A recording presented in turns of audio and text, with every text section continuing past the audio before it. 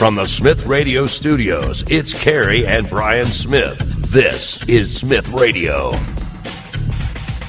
You can tweet at Smith Radio, SMYTH Radio. And now, your host, Carrie and Brian Smith. Eventually. Today? Can we get this today? Oh, no. Good evening, everybody. Welcome to Smith Radio. Your host, Brian Smith, and Carrie Smith. Giving you late breaking news and wrapping it all up. Every day. Oh, there we go. Explaining to you what happened this past week, exposing the fake news and all the breaking news that happened Friday and Saturday and Sunday morning. Giving you our take on it. And we apologize for being late. That's probably our fault. Okay, I'll cut that part out because when they replay it, they won't know we're late. Yeah, but the thing is now we got to get right into Can we get right into our interview that was supposed to start about 15 minutes ago? Yeah, you want to do a little intro for our guest? We have a special guest speaker, folks. Oh, first off, if this is the first time you've been on the scope, this is Brian Smith. This is Carrie Smith. Military Veteran Talk Radio. We've been doing this for 4 years straight. If you like what you hear, share with your friends and your family. And we're normally live on Vimeo, but apparently there's a glitch with Vimeo right now, and they're working it out somehow. Right, but when we get back on, that'll be vimeo.com/Smith Radio. Glitchless. Yeah, and so we have a man who is a candidate for Congress that's going to be on with us as soon as Brian gets him on there, and it's Brandon Cook from Wisconsin. And he's from the 3rd Congressional District, or he's attempting to become our congressman from Wisconsin. And when I say our, I'm not from Wisconsin, but he will be our congressman voting for all of America. And so are you with us, Brandon? Yep, I'm here. Awesome. I'm going to get your sounds right here so we don't blow everybody's ears out. So we're new to you. Haven't really heard much about you. Have you? Tell us a little bit about yourself. Have you run for office before, and what's your background? No, I'm a political outsider. I've never ran for office. Currently, I'm driving semi. I've been doing that for on and off for the last 14 years. So I'm an American trucker, blue collar. So what was the thing that got you to decide to do? Because there's a lot of truck drivers out there, but I didn't know how many of them decide, well, I'm running for Congress. What inspired you? Well, I've been pretty political most of my life. I've always followed politics, like the argument within the family. Right. So that's always been an interest of mine. But really, what pushed me over the edge, I guess, and made me really decide to run was the overregulation of the trucking industry. Okay. And I would say most simply enough, it was the ELD mandate that took place back in December of 2017. Well, before you go too far, explain to the audience what ELD is. ELD is electronic logging device. Okay. That's the simplest way to put it. It's just a tracking device that's put into our trucks to monitor everything we do. And who's monitoring that? Good question, actually. What? It's hard to say. I mean, the FMCSA.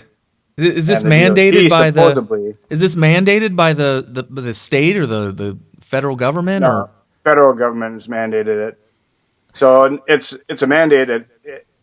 You have to buy a device. Now, some are actual like Qualcomm machines that are big machines, size of an iPod or something like that, or not iPad, that you would dash mount inside the truck.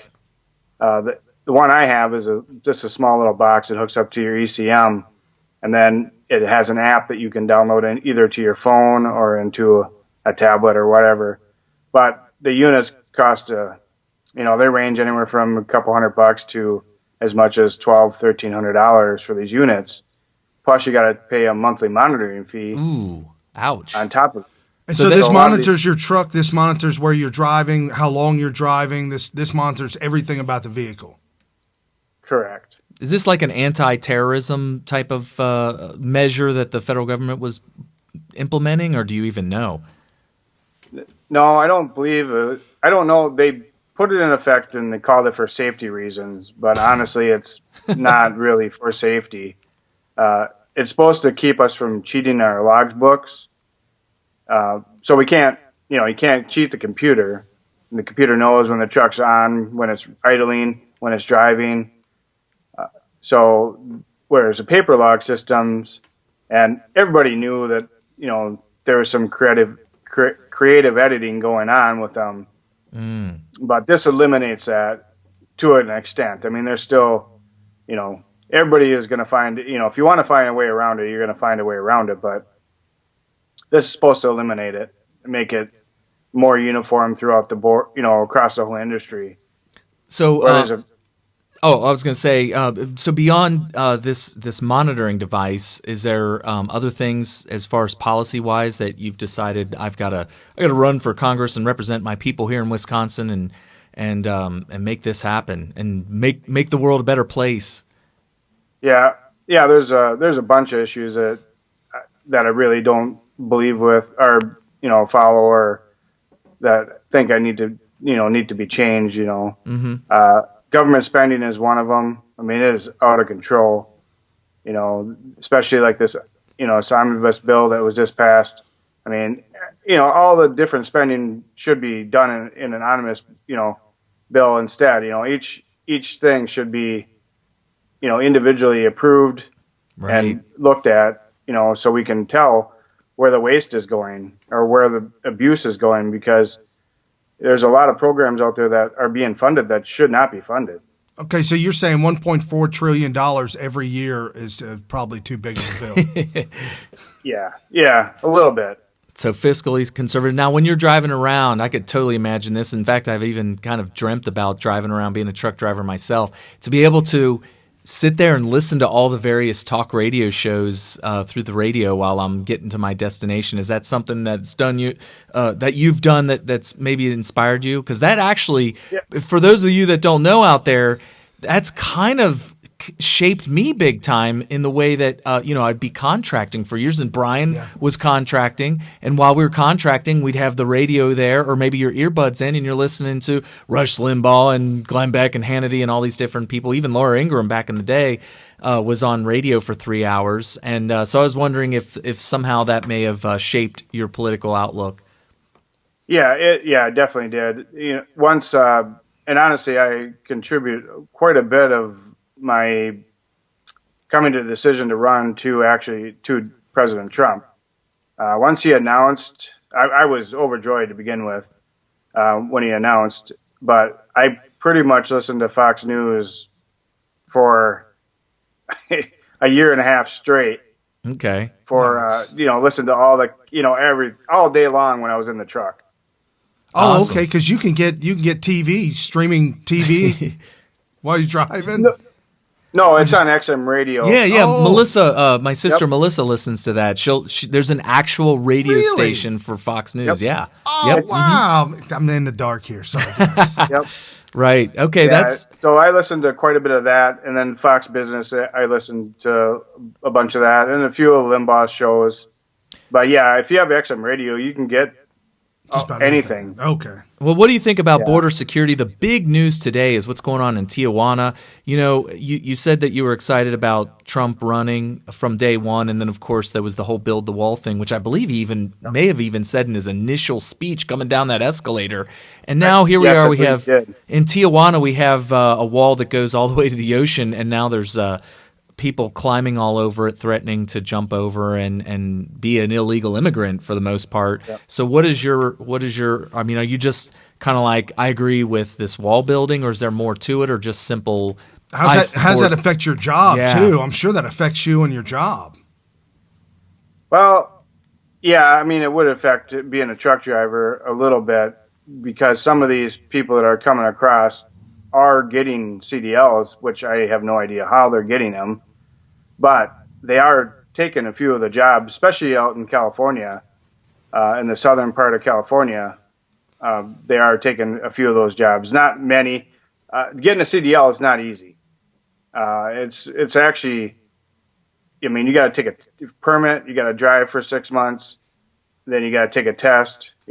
So, but somehow, I mean, I suppose they're getting illegal documents or whatever, but they are getting, we've actually reported, thanks to Brian's investigative work, that in California you can actually get a Social Security number as an illegal immigrant in order for tax purposes. And it seems to me that if there was that kind of requirement for CDL and you were in California and you just went through and got the that kind of documentation, then you would be able to sign up to become CDL qualified as an illegal immigrant. Well, you can go a step further. If you're an illegal, you can get a Social Security number and pay into it.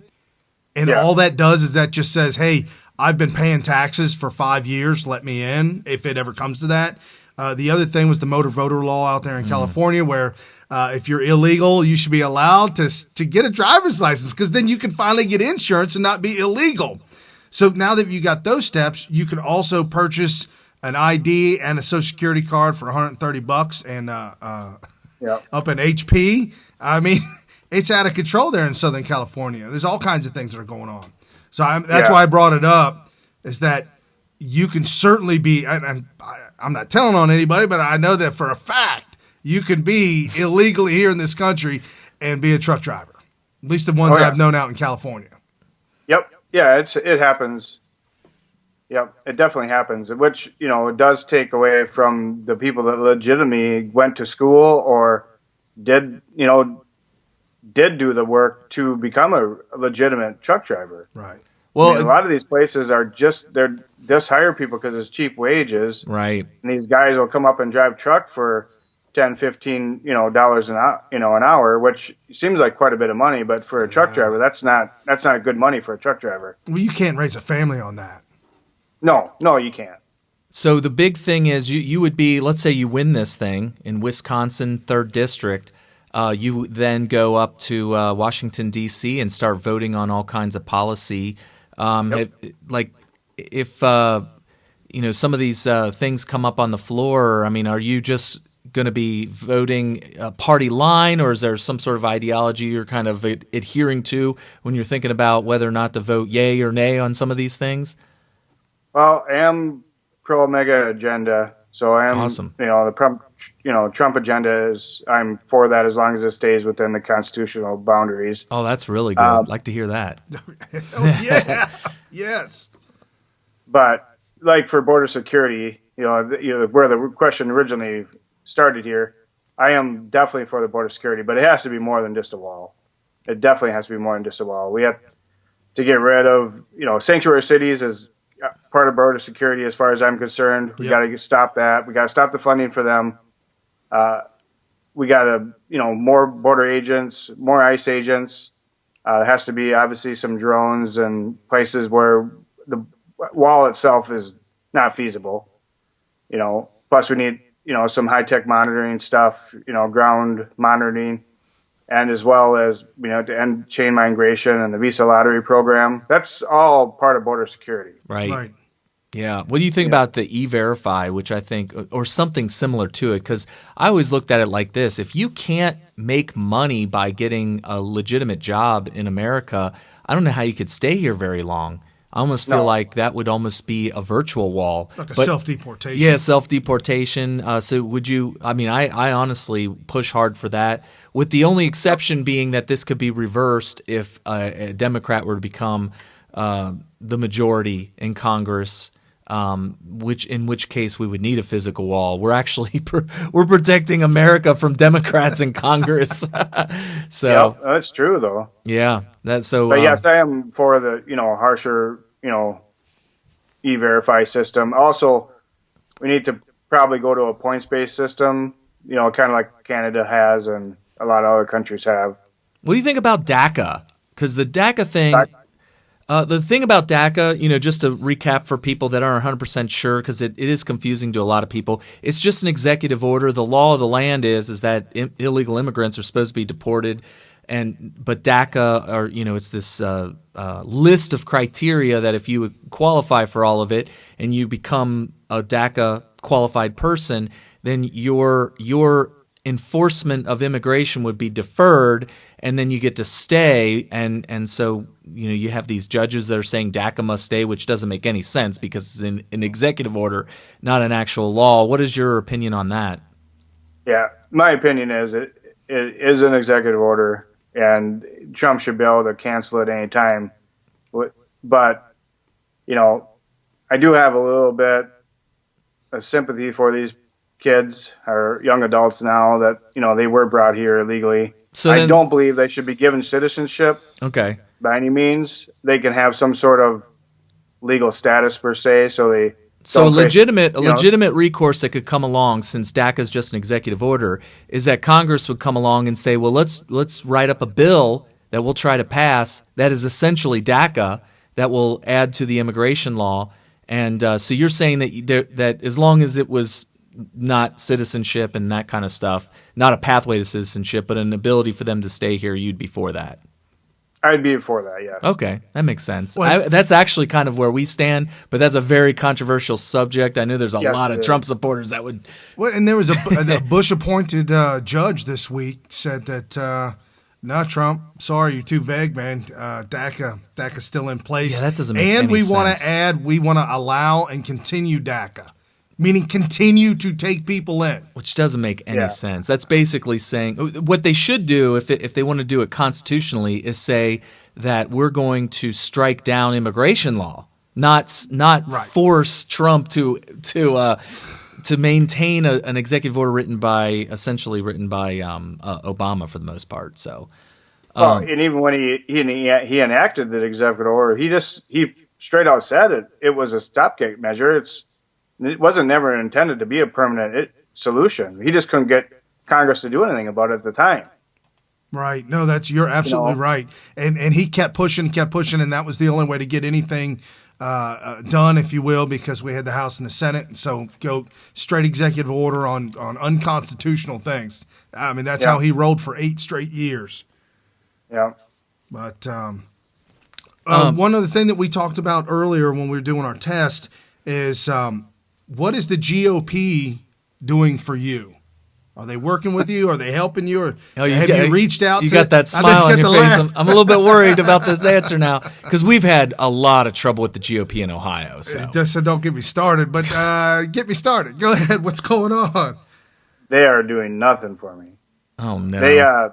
There's the gentleman. They have their own pick. Let's put it that way. Okay. Somebody they talked into running, and they are not doing anything for me. I've made emails. I've made messages through Facebook to their Facebook pages, and I've received one reply back from all the counties in my district. Wow, that's you almost need to go bang on doors. Just to let you know, Mary Taylor is running for governor in Ohio, and she really got the cold shoulder. She's currently the lieutenant governor, and this other guy, basically the Ohio GOP, endorsed the other guy while there's a primary still going on. The primary is still happening. So you're saying you're in a current primary situation because last week we talked to Nick Pulse. I don't know if you know him personally. Yep. The one. No, not personally. We've talked on the phone and we text back and forth here and there. But yes, I know him. Yeah, I didn't know. He's expecting primary challenges, and I guess you guys have your primary in August is what he said. But August 14th. He's the beneficiary of originally having to primary the Speaker of the House, but since he's retiring, he's the beneficiary of now kind of having a wide open field. So in your case, you have some challenges in your spot. Yeah, there's one gentleman that is running currently. Or actually, there's two, but I'm not. The other one isn't. I haven't heard anything from the other one at all. Not that I've talked to the main guy, the one that GOP is sponsoring, but I've seen his stuff. I've been on his website. The other guy, I actually can't even find, so I'm not even. Okay. Well, I'm not sure. For Wisconsin voters, somebody might be listening to us that may actually be allowed to vote for you because they're in the 3rd district of Wisconsin. What sets you apart from your main challenger? Is it the fact that, is he a MAGA person or does he hate Trump? Is he a never Trumper or, what's the deal there? He doesn't, what I've seen from him so far, he does not go into it So I'm assuming that he's been told to stay away from it. Right, just like Don't mention it. Right, like Mary Taylor here. I asked her point blank. Well, they were trying to. Some reporters were trying to trip her up on some things, and I asked her point blank. So you're telling us that you're with Trump's agenda here, here, and here, and she flat out said absolutely. So if you either say absolutely or you don't say anything at all, I guess that's what you're kind of saying that too, right? Yeah, exactly. He hasn't said anything about it, but I've I've voiced it with everybody I've interviewed with that I am definitely on the Trump agenda. Awesome. Sweet. Get ready for them to lie about you like you would not believe. You'd be shocked at how cavalier they are about about the truth, about honesty. Yeah, Mitt Romney killed a man's wife one time, and oh no, I thought it was he dragged a dog on a chain. He dragged the dog on a know. chain. Whatever. Yeah. They make up whatever they want. There's a lot of commercials out right now that are just flat out bold-faced lying about Mary Taylor. So just to let you know, we have Jim Mernacey that's running in Ohio, who is currently a congressman, and he was running a auto dealership, and the government locally was really raking him over the coals with his dealership, and he didn't like the laws, and he was trying to do something about it, and nobody would work with him. And he decided, well, you know what? I'm going to go and run for Congress and win and fix all this, and he won. Yep. And now he's running for Senate. But it's interesting that here you are, just a guy on the road doing, the blue collar thing, just like millions and millions of other Americans, and here you are running for Congress, and I think it's really awesome because it just goes to show you that just as our founders intended, that you should just be able to put the plow down and go and run for the government and serve. It's literally a service. You're serving your country by doing these things, and you're serving, the people that your constituents, the people that would vote for you. And I think it's awesome. I think there should be I think everybody that runs for office should be of your background where you worked or did whatever that everybody else does, and then go out there and run and win it. Yep. I think that would be that's awesome. The way it was intended. Right. That's what they intended us to be. The citizen statesman. That's what they wanted when they founded us. Excellent. So I have your handle on Twitter, Cook4 US House at Cook4 US House. And how can they find you on Facebook?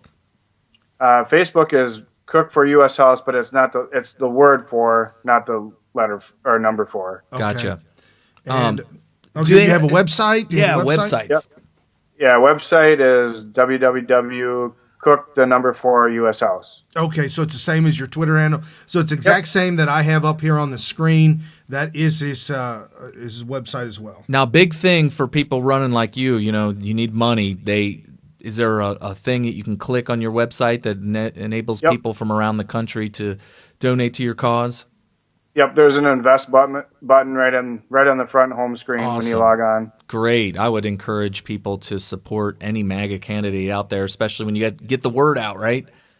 Yeah, exactly. That's the toughest part right now we're coming into.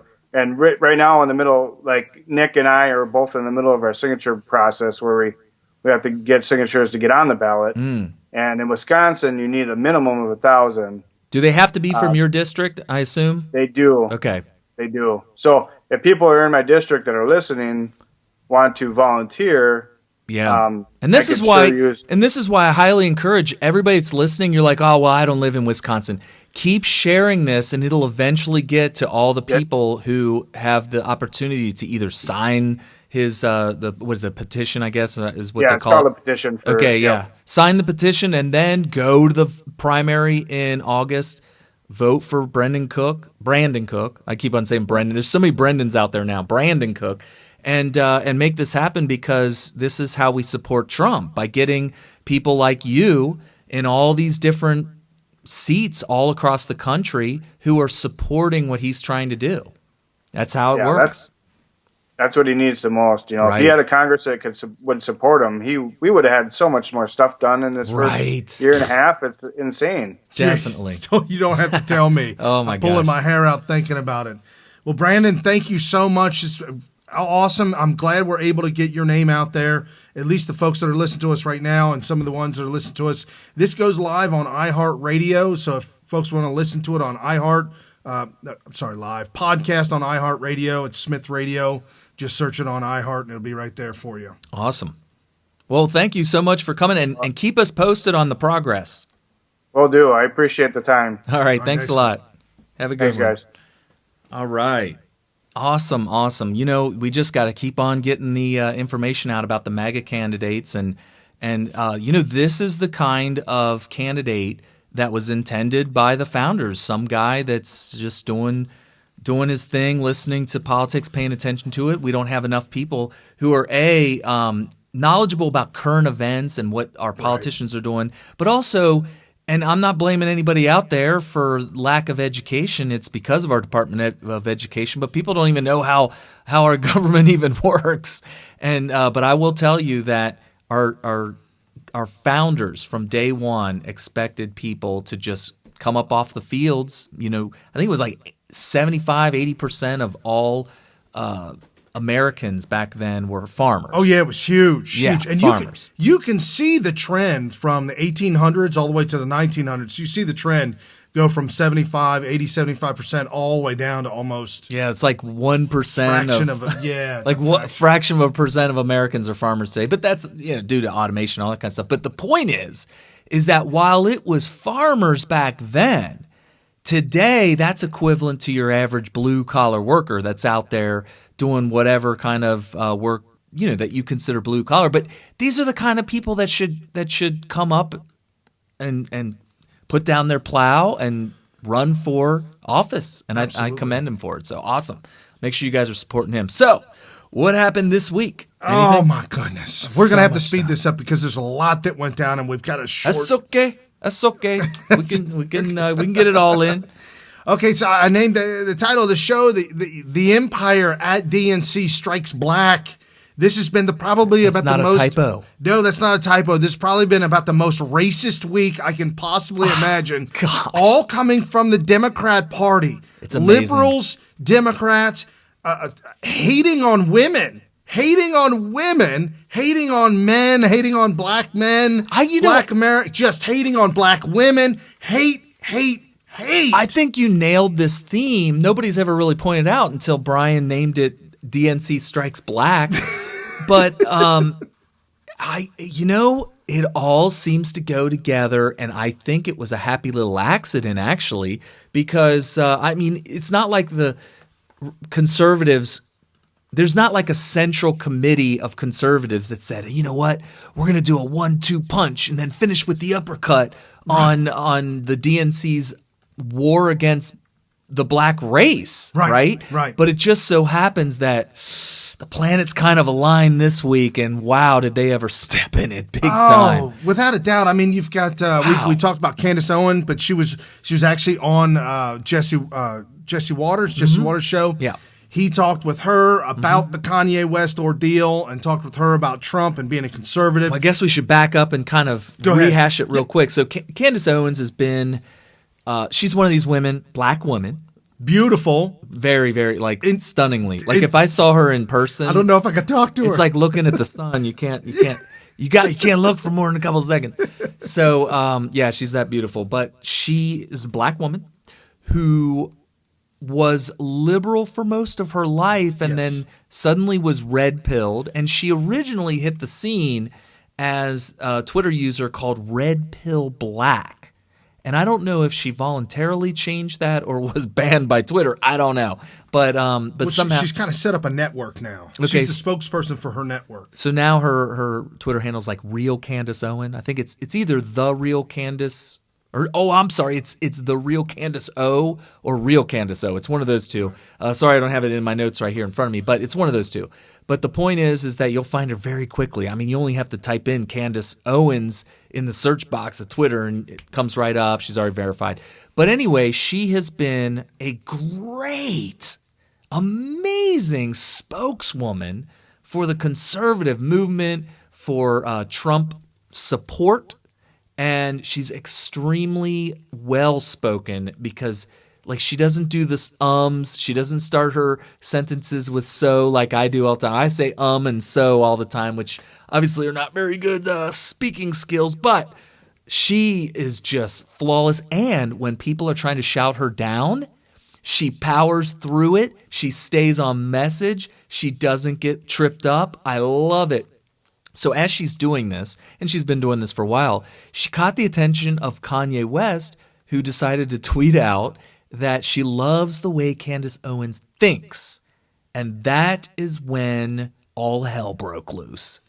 Big time. All of a sudden, people are like, whoa, Kanye West? What? Now, come on. Why is everybody acting so surprised? First of all, Candace Owens had previously, several months ago, told us, hey, watch out. Kanye West is going to come out for Trump. You just watch. She literally said this on a show. And so that was several months ago. Also, there was a meeting between Donald Trump and Kanye West a while ago that seemed to go pretty damn well. So it shouldn't be that big of a surprise that this went down the way it did, but it was hilarious because pretty much from the moment Kanye West tweeted that up until as we speak today, he's been flooding Twitter with a stream of tweets basically kind of going against what the Democrats would want him to tweet. I'm not saying he's going full-blown Trump love and blah, blah, blah, and he's not going full-blown red pill conservative. Who? Kanye West. Yeah, he said, I love Trump. But he's not. He also came out with a tweet that said, Kim told me to tell you guys. Oh, right? And then she said back against that, she's like, no, he can think what he wants. I don't care. Right. His whole thing is I am going to think independently. I'm going to come to my own conclusions. I'm going to tell you what I believe from my own head, and I'm not just going to rehash talking points, which he believes too many people do. That being said, he said he flat out threw Kim under the bus by saying Kim Kardashian's his wife. By saying I didn't know that either. Don't worry. Kim told me to tell you, all my fans, that I don't necessarily am in lockstep with every single thing that Trump believes. So, but that goes along with his theme that he's been putting up here, that he's an independent thinker. He doesn't have to be Democrat. He doesn't have to follow Democrat thinking or their talking points or anything like that. And so this was one of his tweets, and I called it on the notes. Kanye West calls out the empire. Ideas will no longer be condemned by the masses. We are on the frontier of a massive change, starting from breaking out of our mental prisons. I really like that tweet. And that had to do with, is it Scott Says? Oh, Adam Scott Says. Adam Scott Says, who did or is it Scott Adams Says? I get he has two first names. I get them mixed up all the time. It's either Scott.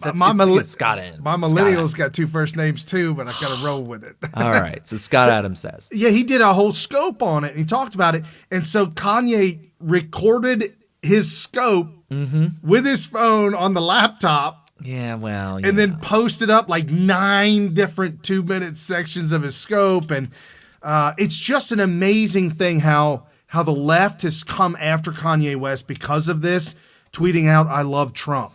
And they're coming out against him and railing against. He's insane. He's detached. You can't talk with him. And then all of a sudden his wife comes out and says, nope, that's wrong. And then his mother-in-law, Kris Jenner, which I didn't know either. I didn't know. The Kardashians. Oh, so Brian's not up to speed. I didn't know that Bruce Jenner, I had to be explained this by my wife. Oh, she knows. Bruce, for real, she knows. She knows it better than I do. Well, she even told me, but that's Let's have her call in. She's an expert on the Kardashians. The aficionado of social media. Mr. Producer. That Kim Kardashian's rear end, that's not. You go back 10 years, that ain't there. She's side by side do it before that. I had no idea. She have surgical implants? Well, you can do a lot of things nowadays. Just Google. Well, she got Photoshop too. Well, you can take from the front of your belly and you can put it in the back. I need that. Yeah. So anyway, Point being. Yes. So, yeah, he's married into the Kardashian family. Bruce Jenner is a Republican, and Bruce Jenner is dead. What are you talking about? How dare you call Bruce Jenner out? What do you mean he's dead? Oh. There ain't no Bruce Jenner, bro. What's his name? Ask Alexa. Alexa? When did Bruce Jenner die? And then it'll say Caitlyn Jenner. Caitlyn. Caitlyn Jenner still alive and kicking. Okay, so Caitlyn may not be Republican, but Bruce Jenner, the woman formerly known as Bruce, was definitely Republican. How conservative he was is questionable, but I find it kind of interesting that Kanye West, am I allowed to call him father-in-law? Is it father-in-law? No, dude. Well, you can't call him mother-in-law because he has an actual mother-in-law. You're allowed to have two mothers nowadays. Oh, damn it. I fell in that pitfall, Slipped right in it. Well, that's why Vimeo deleted our account. Yeah, I can't do that. So anyway, so one of his mothers-in-law is a Republican. But anyway, so Kim Kardashian's thing, I don't know. Parents. One of her parents is a Republican. Yeah.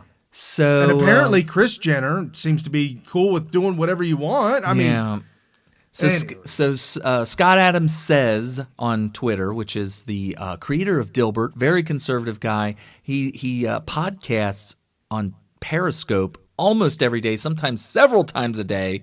Wow. And he's also, I actually did an interview with him one time. I didn't do much talking. It was me, Bill Mitchell, and Scott Adams. You could look that up. And basically it was listening to Scott Adams talk philosophy, and I was just listening in and ask a couple questions. But the thing is he's conservative. He's conservative, and he was lied about when they were trying to bash Kanye West.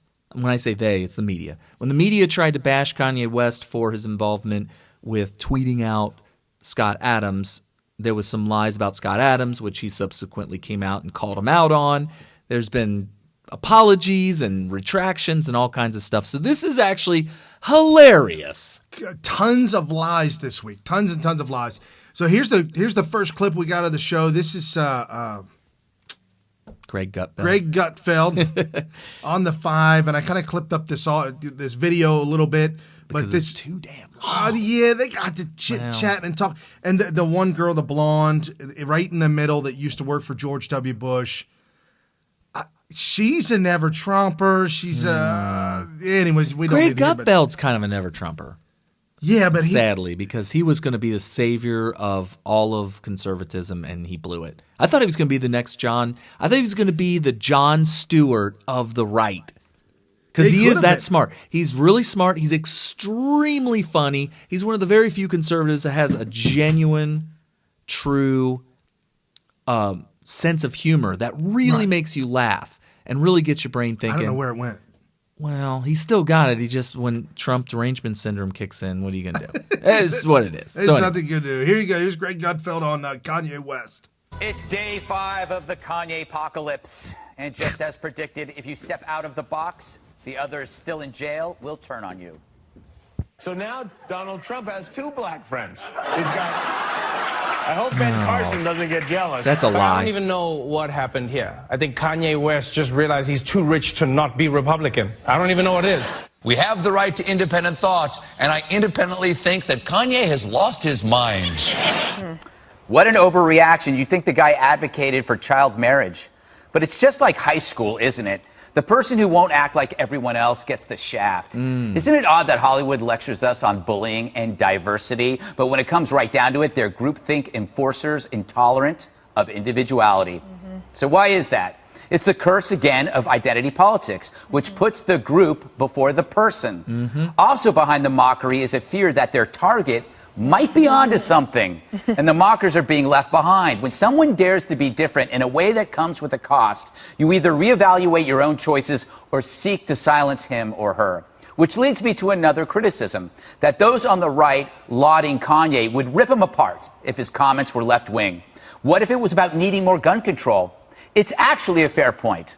except it misses the big picture.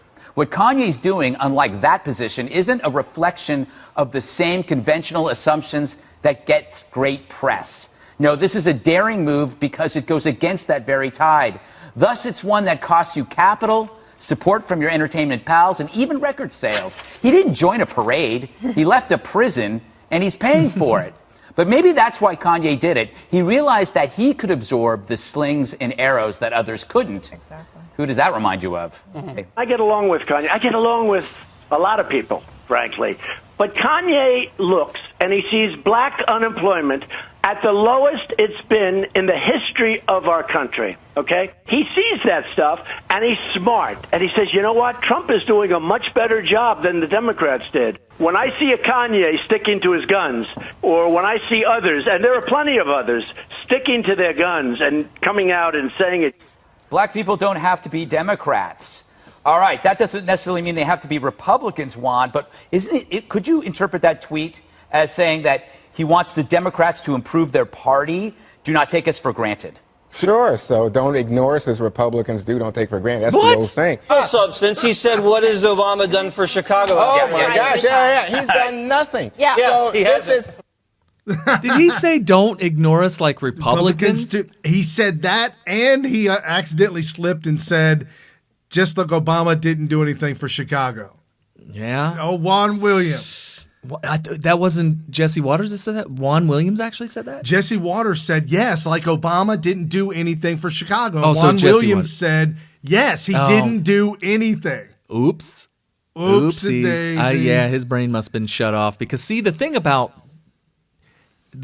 liberalism is it takes a lot of brain power to keep the lie going, right? Yes, it does. Right? You have to think long. Like, your brain has to be in full, like, it has to be on. You got to have the coffee kicked in. The line of Coke you did earlier has got to be on. And that's the only way you can keep up with the lies. It is amazing, folks. Absolutely, truly amazing. And you've got the media just coming out screaming and yelling. And when I call out the media and I say that the empire strikes black, when I talk about the empire, let's talk about the dictatorship that wants to rule the entire country. All the media, all the DNC, and the Rhino Republicans. This is the empire that they've created to come against us at all cost with lies and lies and more lies. And so we're talking about all the lies that went down this week, all the hate coming out of the Democrat Party, out of those who support Democrats, those who voted for Hillary Clinton, those who try and stand up for the DNC at all costs, coming after Candace Owens. Oh, yeah. It is just amazing how they get away with this and how they don't lose voters. If you know somebody out there that's black and that's American, just be cool. Don't try and be anything else, and just let them know, hey, I support Trump. This is just who I am. And I'm telling you, they will begin to like Trump because they like you. Well, and if you're worried about having to defend why, just don't entertain it. Just say, you know what? Just like Kanye West says, I'm allowed to have my own thoughts. And I don't have to justify them to you or else not have them. That's what they're trying to do. They want you, if you can't tell me, if you can't convince me why you are pro-Trump, then you have to renounce your allegiance to him. No, because then you need to tell me why you vote party line, and every single person you voted for on that ticket, why did you vote for all of them? And don't tell me it's because it's party line. I need a real bone. I need an essay. I need because they're doing stuff for us. I need a thesis. The Democrats are doing stuff for us. I need at least 8 pages, 5,000 words minimum. Come on, man. Come on. Anyway, so this is the bit on Candace Owens. This is really good because she touches on a couple of different things. And she gets to the root of the problem with, not with Kanye, but with the media attacking Conway. She gets the root of the problem. Kanye. I'm like, Conway? Who the hell are we talking about? I think he's called, is that Twitty or something? He's a country singer. I was thinking about the comedian. Conway. No, I don't know. Tim Conway. Oh, Tim Conway. You know. Anyway, they so- should have invited him to the White House Correspondents' Might have Dinner. been funnier. Might have been. And we've got more They would have attacks had on to dig women. him up, though. They would have had to dig him up. And it would have been funnier. Okay. All right, probably. And so Candace Owens really gets to the heart of the matter of what's going on, why Black America, 90% vote Democrat. What is the reason behind this? And she kind of touches on herself a little bit in her past. So let's do the clip for her. There we go, Candace. So, Candace, he spoke tonight about black unemployment being at record low, and talked about his new friend Kanye West. Now, do you think that Kanye is throwing his support behind President Trump because of his economic policies for black America? For sure. I think what Kanye West is doing is essentially assessing the differences between how black America is doing now versus how it was doing under Obama's administration. He's understanding the facts are the facts. We know that we know that Kanye has particularly cared a lot about Chicago and its community and what's been going on over there because that's where he's from. And quite frankly, they're just doing a lot better under this administration. I mean, that's what it comes down to. So I'm really excited to see where black America is going to head. And I'm very excited that Kanye West has jumped on board fully, and he seems to be doubling and tripling down with his support. And black America, I mean, I think 90% votes for Democrats. Whites are almost evenly split, maybe a little bit more Republican. Hispanics and Asians, it's about 60-30. Why do you think, as a black woman in America, that there's such a monolithic group that supports the Democratic Party in black America? It's very simple. You have to remember, Jesse, I come from the left. I was a liberal, and I can tell you exactly why. It has to do with the educational system. We learned our history wrong. We learned that LBJ was the greatest president for black America, and that couldn't be more false. I mean, what he did essentially enslaved us, the Democratic Party, with the Great Society Act. Then it starts with our family. We look to culture and hip-hop to define what we should think, which is why Jay-Z and Beyonce were always at the White House when Obama was in it. And that starts with the breakdown of the black family. Our fathers are not in our homes because that was incentivized by LBJ's Great Society Act. So it really is a two-prong approach, and they have sufficiently have all of us voting for them for all of the wrong reasons. We don't understand our history, and we don't understand the economic policies behind it. This honestly is not a matter of opinion. This is a matter of a fact because I came up in the public school education. So we did also I. learned that the Republican Party is virtually demonized in our textbooks. I always say the number one issue facing the black community is education. We need a real education makeover. Most blacks still believe that the Republican and the Democratic parties switched in the 1970s, and that's just an absolute myth.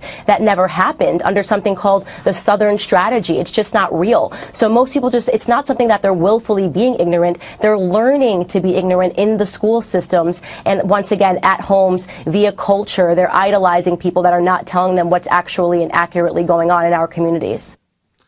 Yeah, she's absolutely right. You know, I love the way Mark Levin responds to people that say the party switched back in the 70s. He said, who?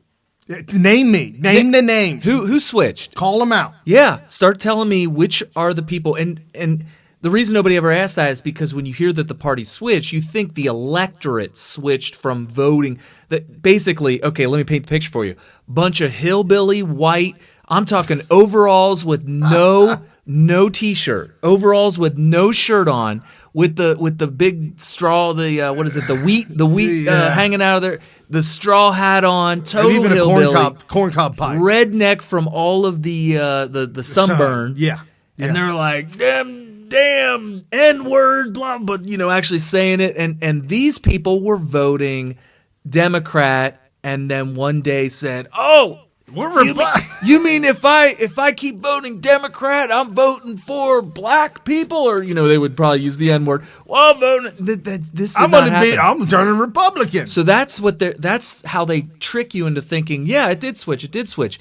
But if that's true, then all of the actual candidates and sitting elected Democrats and Republicans would have had to switch sides. Are you telling me that get up and move to the other side? But I mean, whatever. Electorally, maybe not physically. But my point is that how on earth could you have been running as a racist Democrat in the South for all those years, and then one day you get elected by Republicans as a Democrat, or Did you switch parties? And if so, start naming them. Well, and if you say that you switched party names, well, tell me where in the charter does it say in the Democrat charter or the Republican charter, we today will now be known as Democrats, and we're going to give our name to Democrats, and they're going to be Republicans. Yeah, we're going to flop it. It just doesn't make any sense. I saw, we talked about this on the show a long time ago, back when we were in a different studio.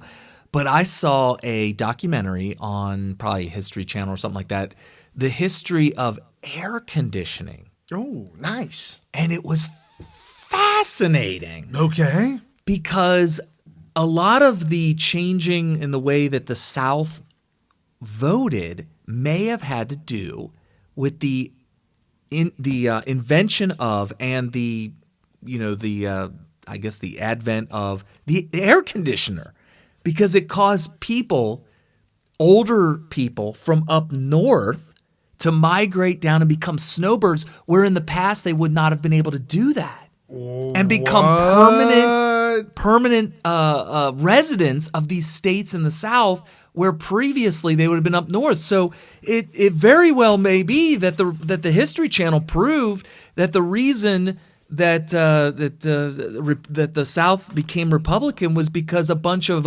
abolitionists and tolerant people from up north moved down south.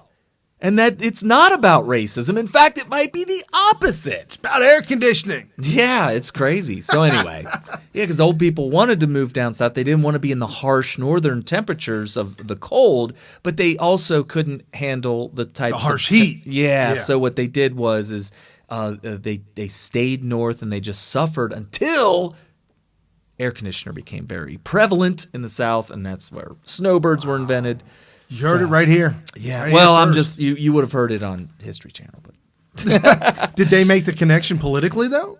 They did say that they believe that a lot of the switch to Republicans in the South was due to the air conditioner. Wow, they that's did amazing. Actually make that connection. I was like, so this is huge. So Chance, if you have ever heard of Chance the Rapper, I've never heard of any of these people. I'm sorry, folks. I did learn about, and by the way, you're going to get a unique perspective here on Smith Radio. I also am a product of inner city public schooling, just like Candace Owens said she was. And I actually listened to rap almost damn near exclusively throughout the late 80s and early to mid 90s, maybe even late 90s. That 2-year difference between you and me, I never got the right. And we talked about that in a if you're a longtime fan of Smith Radio, you may actually remember this conversation that we had. That being said, I think I can bring a lot more to this conversation than a lot of other people who are doing podcasts. I'm not trying to disparage anybody out there that's doing shows on the internet like we're doing right now, but I would love to hear the credentials of some of the people who are conservative bloggers or vloggers or shows, podcasters, radio show, whatever it may be, compared to what I'm bringing to the table now. And I got a lot to say about Kanye West. So okay, cue it up. Chance the Rapper comes out and says support for Kanye, says because you're black doesn't mean you have to vote Democrat. Right. And I know Gutfeld made the comment, but then he followed up and threw it to Juan Williams by saying, "Oh, that means you don't have to vote Democrat. That means you could be independent. You don't have to vote Republican either, right?" And like, whoa, no. What I feel like he's saying is that it's time to get off the Democrat plantation. Right. But that's what I feel like he's saying. But just like Kanye has been getting inundated with messages from his friends, the elites on the left in the entertainment industry, such as John Legend, Kanye has been holding his ground, and Chance the Rapper folded like a cheap did he really? lawn chair. Yeah, he folded. He pulled a Shania Twain. What? Did you hear what happened with Shania Twain? Oh, she's Canadian. Oh, well, okay, you don't need to tell me anymore. I already know her. Okay, so she's a country singer. So is Jim Carrey. He's Canadian. Okay, so she came out and said, I wasn't able to because I'm not American, but if I was, I would have voted for Donald Trump. Oh, did she lose her career? No. In fact, she probably gave it a temporary boost until I tell you the end of the story. No. So when I first heard this story, I was like, well, she's a country singer. I think that she should say something like that. Yeah, and there's a lot of country singers who sing about patriotism and home. Right. There's a lot. I'd say that most of your fans of country music are probably voting Republican, they're conservative, whatnot. Not because you think they're racist. That's a false narrative. But shockingly, she was attacked by the left, and she folded like a cheap lawn chair. And she said, I'm sorry, I didn't mean it. I want you guys to know that I am not a fan of all the bigotry and racism and xenophobia that Donald Trump is. I'm just saying that, his populist message was something that could be very seductive to a damsel in distress like myself. Oh, my goodness. And guess what? I can't take this. Chance the Rapper did the same damn thing. And all I got to say is y'all's a bunch of cowards. Folding like a cheap lawn chair. Yeah. So Chance did that. Yeah, you didn't know that Chance folded like within 24 to 48 hours. He was like, I'm sorry. He tweeted, because tweets only allow a certain amount of characters. Right. He tweeted about 4 tweets, but not with text in the tweet, with a screenshot from his iNotes app with paragraph after paragraph apologizing and saying, please don't hurt me. Please don't hurt me. Don't hurt him, Hammer. Don't hurt him, Hammer. Don't hurt me. He was begging for people not to drop him like a toilet seat. He was so scared. And Kanye's like, all right, whatever, dude. Peace, brah. Yeah, so Kanye was pretty much like, I guess you ain't as strong-minded as me. There you go. So Scott Adams tweeted out, he said, Kanye West praising Trump supporter Candace Owens ripped a hole in reality. Right. And what is the reality? What was the reality? What was the reality? The reality is that, if you're a black man or woman, you're supposed to oppose Trump because you're supposed to know how much of a racist he is. And ironically, we know somebody very close to us who's black and voted for Obama both times, but yet did not realize that he himself was a conservative Republican, just always registered Democrat because he was black. That's what he was told. Yeah, it's not. But then when he realized that all his ideas having to do with business, all his ideas having to do with family and raising of children, and he's just making society a better place, personal responsibility, rugged individualism. He's a great guy all around, embracing all of those ideologies. That is a Trump supporter. Yeah. Just didn't know Are we talking about the same person? Oh, yeah. He loves Trump. Did he say I love Trump? I don't think he said that, but I could tell by conversations. He's got that same trollicious attitude that Trump has. I could see that. So anyway, Kanye reality West was basically, now here's the thing. You can't, so Ali, he's at Ali Akbar on Twitter. He's at ALI. And I haven't had a chance to meet him in person. He's actually friends with Jack Posobiec and Mike Cernovich and all them, and I've watched a ton of his scopes, and we've had a couple conversations on DM. But he came out with a couple of scopes, and they were retweeted recently, like within the past day or so, by Kanye West. Right. And he had a very, he's a philosopher, Ali is, and he warned Republicans about not trying to put words in Kanye's mouth and also to not try to do his thinking for him.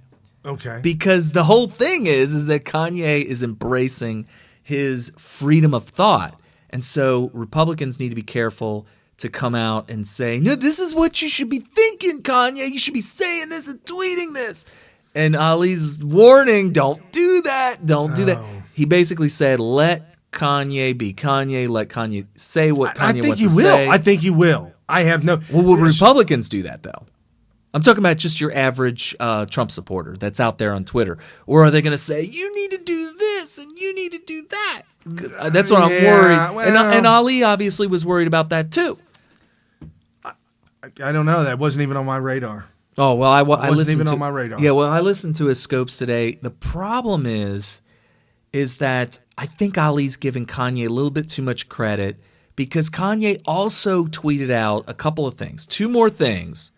The one was that he said, I have not done enough research on the conservative ideology to know whether or not I'm conservative or not. Yeah, I can't claim conservatism. Because I have to do more research on it. More research. That was a very honest and very telling statement about Kanye. That kind of gave me some more insight on what he's thinking. And then finally, do you remember Emma Gonzalez? She's the shaved bald high school student that was involved in the shooting, Florida, with the Florida shooting with the Cuban flag on her shoulder, with the militaristic looking like Che Guevara out there screaming for gun control.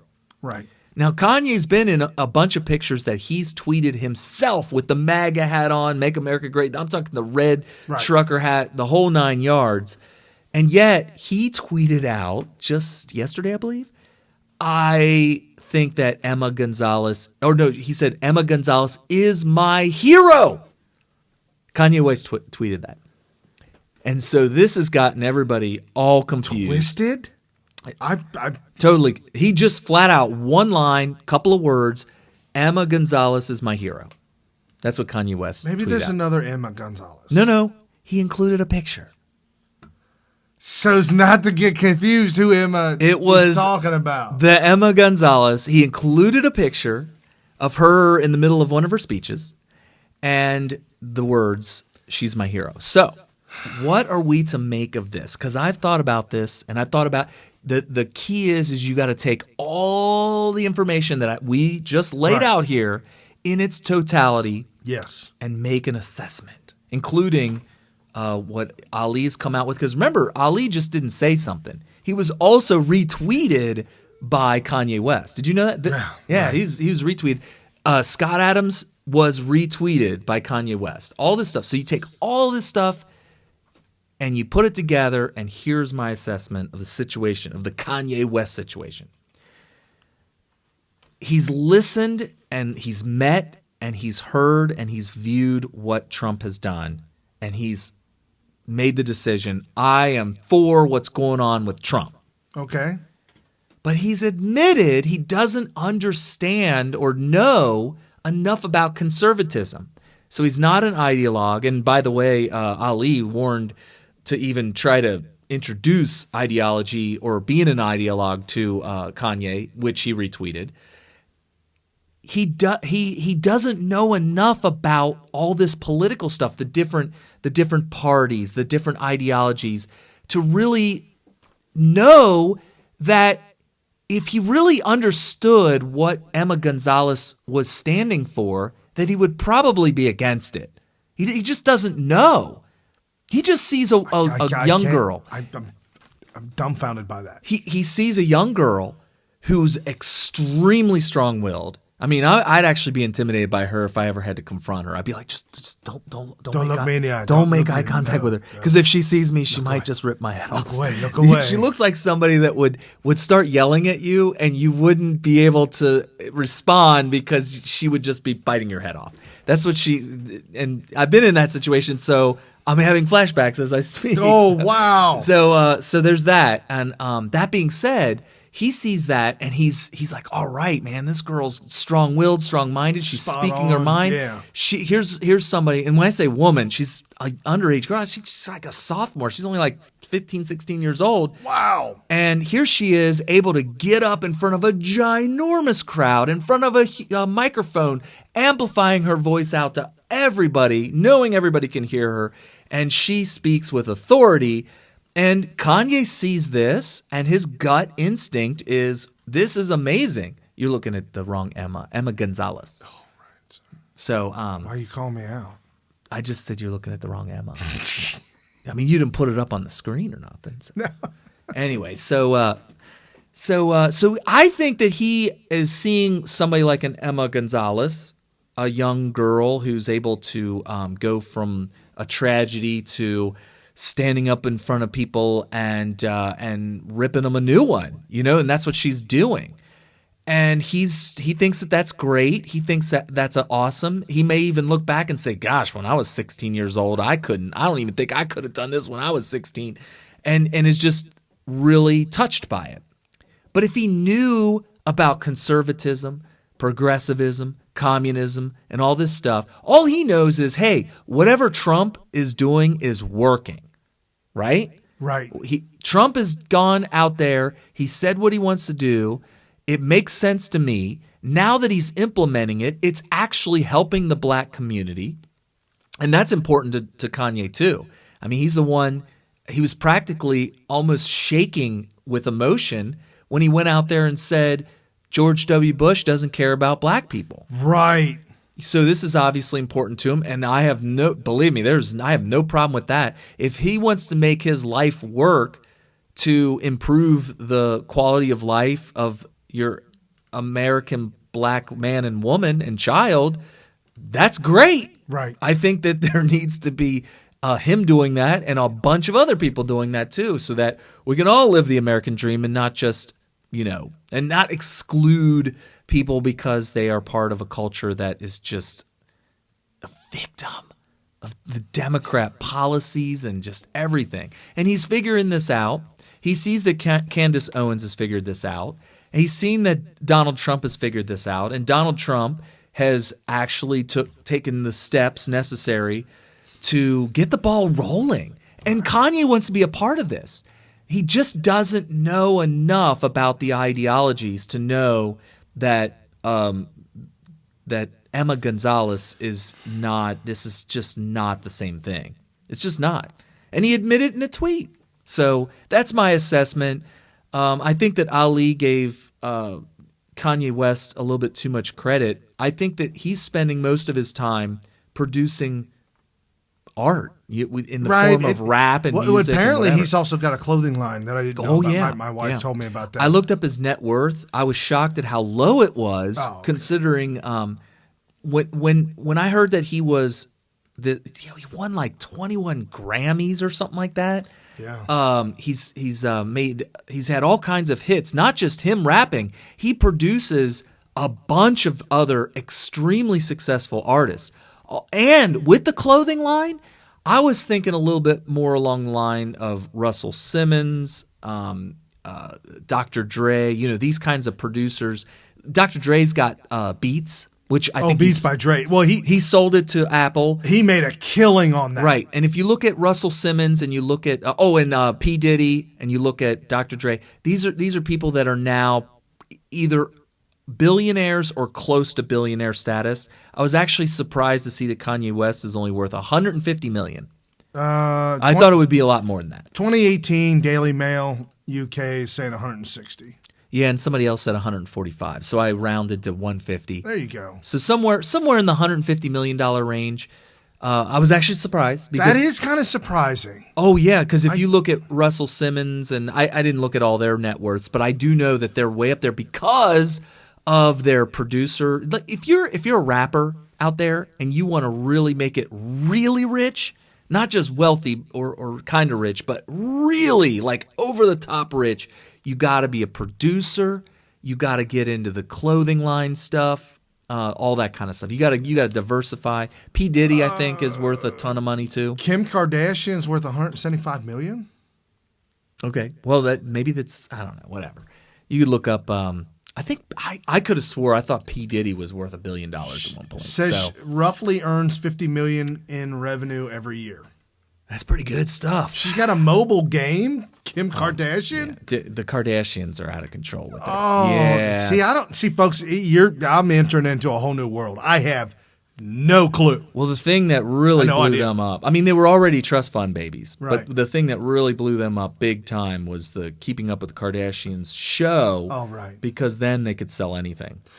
So here are the famous people that are coming out with all kinds of hate. Let me just, Jack Murphy, we had Jack on the show a while ago, at Real Jack. There's two Jack Murphys, so we got to distinguish. Yep, this is at Real Jack. Gotcha. Jack tweeted out, "Love Trump's hate," said the people who insulted Sarah Sanders' appearance, mocked Melania's accent, called Barron a retard. Who called Barron a retard? Oh, they called him retarded early on. Oh, yeah. wow. That's said. Oh, that one comedian said that she wanted to kick the living crap out of Barron. She was going to go beat him up.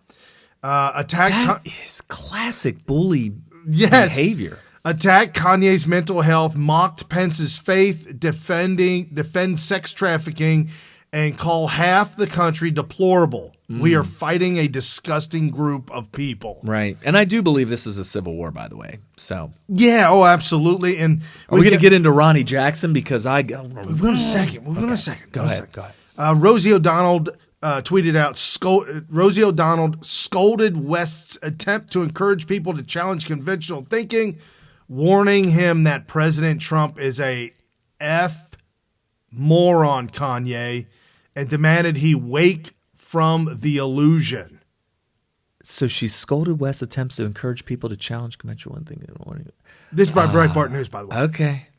So she tweeted out, said, "Trump is F moron, Kanye, wake from the illusion." I think that he woke from the illusion, and that's why he's a Trump supporter. Yeah. James Gunn, "It's nice to see black people and white people coming together to be complete freaking lunatics." So he would rather there be racial division. In fact, that's the whole point. That's of what he racial just division. said. Yeah, that's what he just said. He wants racial division to make sure that we maintain our groupthink. Yeah. Now, some of these people I don't know, but I'm just throwing this out there because I was told they were famous. So. Oh, John Legend is extremely famous. Okay, so John Legend said, "I love that brilliant artists have the power to imagine a better future, but artists can't be blind to the truth. The defining trait of Trump's campaign and political profile was his embrace of the white supremacy." I actually responded to that. I responded to that tweet. He made it clear every time he spoke. I went off on him. I said, you can't say that without giving an example. You say he's embracing of white supremacy. Every time he speaks, Kerry. Give me one example. Well, he just spoke. John Legend, give me one example of how something he said embraced white supremacy. This is why Kanye is done. He's done with you. He's done with everybody that thinks like you because you're a bunch of liars. Well, Kerry, it's that simple. Kerry, Donald Trump was in Washington, Michigan this last week. Okay. And he spoke. So he must have embraced white supremacy. Every time he speaks. Literally Hitler. Literally Hitler. So angry. Something that Kerry said to me, it was a couple of Fridays ago. He said, "Brian, you know how they say literally Hitler?" And I said, "Yeah." And we were having a couple of adult beverages. He said, let me just throw this out at you. I said, "All right, I'm ready." You're actually refreshed my memory. He said, "You remember some of the things?" I must have been drunk. You remember some of the things that Hitler actually did? Okay. And I said, yeah. Hitler confiscated all the weapons. Hitler confiscated the health care. Hitler rounded up Jews and pointed them out and rounded them up on train cars. Alienated the Jews from the Germans, gave speeches about how white supremacy, the Aryan race, the perfect race. Right. When Hitler was elected, he then killed the entire opposition party, becoming dictator and chancellor. Actually outlawed all the opposition parties. Okay, so out of all the things that I just said that Hitler did do, how many of those has Trump already done? 0, but some of the things you were describing sound awful similar to some of the stuff that the Democrats are doing. I'm telling you, it's projection. So wow. John Legend, I don't know him, but then I was kind of disappointed about this one, but not shocked. I was disappointed that he had to make himself known, but Snoop Dogg came out. "That's mighty white of you, Kanye." Then the N word. "If you don't snap out of it, get out part 2. Maybe he had a song called "Get Out"? I don't know. I have to look that up. Maybe. And then Samuel L. Jackson, I think he might have tweeted this from his nursing bed. I did not change any of the words. This is copied and pasted. Samuel L. Jackson. So, they're streaming music in the sunken place. What's got be where the audience at Kanye is courting is gonna buy that new release. What a mess. What kind of that's worse than Covfefe. Yeah, now the sunken place though, the sunken place is something that Kim tweeted out and said that Kanye's no longer in that sunken place. Oh, okay. So that makes sense. But it says, so they're streaming music in the sunken place. That's got be where the audience at Kanye West is courting is gonna buy that new release. There's definitely a couple of subject-verb disagreements there. But, okay. So next time, Jim Acosta, if you want to go through Donald Trump's timeline and tweets and do some minor corrections, why don't you hit Jackson up? Why don't you help him out there? And then we got Joseph Kahn. Rich people supporting Trump isn't free thinking. It's just rich people being rich people. F the poor. Effing the poor. Like, screwing them. Does anybody think that Kanye's going around screwing over the poor? I mean, he did the telethon for Katrina. He was begging people. He said, I'm going to talk to my accountant. This is what he said at the telethon. You can go and look it up yourself. He said, I'm going to talk to my accountant, and we're going to try to donate as much as I can afford to donate. Maybe that's why he's only got $150 million. That's right, maybe. But in the meantime, please, everybody's got to chip in. Everybody's, I don't get what, you just don't all of a sudden become a callous rich man because you're supporting Trump. Even Trump's not a callous rich man. When his limo broke down on the side of the road, and some guy, some do-gooder pulled over and fixed it for him. He not only didn't say that he was going to reward this guy, but paid his mortgage off, but then he didn't publicize that at all. The only reason anybody even knows about it is because the guy, the beneficiary of this, the guy that pulled over and fixed the limo, couldn't stop talking about it. And then the army guy that was stranded down in Mexico during Barack Hussein Obama's reign, and nobody was there to help him to pull him out. Donald Trump threw some money at the family to try to help him out. I just found out about this. I had no idea. Yeah, he doesn't want to go around and talk about how much of a philanthropist he is, but he does. He's got a heart. It's obvious. It's obvious. And so I did play the clip of Candace Owens a little bit early, but Donald Trump was in Michigan this week because he didn't want to go to the White House Correspondents' Dinner, which is a full-blown racist roast. It's It's misogynistic, too. Misogynistic, racist roast. If you show up and you are not towing the party line, you're not on the party's teat, if you're not there, don't go. Even if you got thick skin, there's no reason. There's just no reason. You don't mentally need that. Cringeworthy. So Candace Owens talked to Waters about Trump and how great things were going. She blamed the Department of Education and how the education system has destroyed the black family, the inner cities.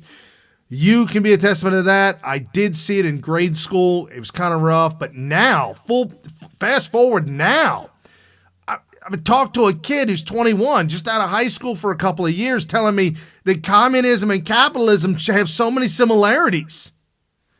He went to a private Catholic. Were you there? That was my wife's girlfriend, and my wife's girlfriend and her brother or her husband. How did you mix me up with? Well, anyway, because I've told you the story many times. Okay. But I was standing there with him, and the kid's from Elder, and a black kid from Elder private school says to me, "Had a lot of similarities." I'm like, I can't even talk to you anymore. Well, first of all, Elder's a Catholic school, private school. These schools can only afford to exist by getting enrollment, right? And in order to get the enrollment up, they have to have their tuition has to be reasonably affordable. And the only way to get reasonably affordable tuition rates... Make a deal with the devil. Yes, they make a deal with the devil. Because I had this argument with St. Ives where my... Yeah. Right, yeah. So basically what happens is they get subsidized by the federal government if they agree to take on Common Core. Some of the misinformation and the information of communism. So that's really where it comes from. So like I had this discussion with some of our fans, which you can be a part of if you donate any kind of money at all to the patreon.com/SmithRadio. Again, it's patreon.com/SmithRadio. And you can get into a debate with me every night if you want to. But he'll entertain that. That's for sure. Yeah, This doesn't happen often. We've got a great group of folks that we hang out with in the message group, and just love each and every one of you. It's been incredible. It's been great to be able to connect with every single Patreon. Right. And the thing is you got these teachers that are at these schools that are they're well educated. They went through teachers college and they got their certificate and all this kind of stuff. They're probably smart people to begin with to be able to get through this. Tienes papeles. So they got their papers. They got their papers. And they get hired on. And the problem is while these people are educated, and they're educated, and they're smart. These are not dumb people. The problem is they've been educated that communism and capitalism are pretty much the same thing. There's a lot of similarities. Yeah. And so they teach it to these kids at Elder, and they embrace it. They're like, this is education. You know how I know this? I know this because I was educated. Right. My Poli-Sci 101 class with a woman who entered the room and said she's got 2 businesses that she runs, and she does this because she enjoys teaching and all this, and ran through this first day, this back in 97, this first day going on and on and on. And then she said, by the end of this semester, I will show you how communism is actually a good thing when implemented properly. I stood up and walked the hell out. You did? Well, we had minced words. We minced words. Okay. We went back because I was a little bit older. I was able to stand up. These other kids that were in the class that were 18, 19, they're just, I'm just here doing what I'm supposed to do. They think that this person's brilliant, you know? No, it went down south fast. Well, I think I might have made it 3 classes with her, and that was it. Well, as Mila Kunis once said, communism only works on paper. Okay, Mila. Yeah, but she's since she was taken to the woodshed. Oh. And so now she toes the party line of the communism. Okay, and then something else that Candace Owens talked about, LBJ. And we've talked about LBJ on the show, but I've never put the LBJ and the black community, I've never made that connection because she's now saying she was told LBJ was the connection for us in the Great Society. And that's why we vote Democrat, because we were told. It was the Great Society. The Great Society, and that's where and then it's more beneficial if there's not a dad in the house, because there's more money coming into the family, and you can work on the side, and the breakdown of the...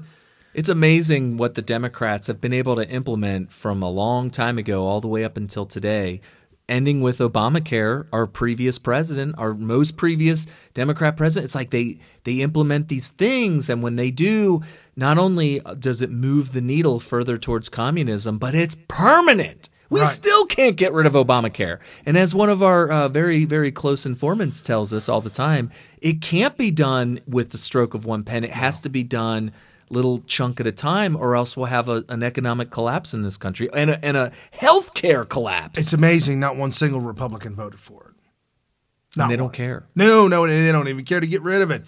So something else that Candace Owens said, the black Americans, the kids being raised, they don't understand history.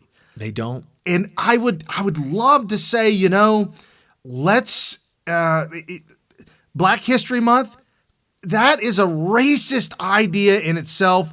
Get rid of Black History Month and make it all year round American history. One of our American History Year, every month. One of our young coaches, I think at the time he was probably about 22 or 23. And he's coaching wrestling with us. He's a black man. Okay. And we're at a tournament in February. And we're we're in this big, huge public school, and they got these banners hanging off of the balconies that says Black History Month, blah, blah, blah.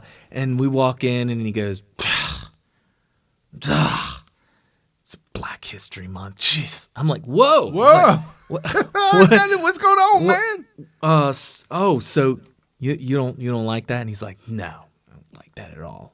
It's like, really? And we got into a little discussion, and basically what it boils down to is we're totally on the same page, and that is, why does it have to be cordoned off? Limited to one single month. Right. If a black man or woman did something to further progress the United States into a better nation. In the month of November.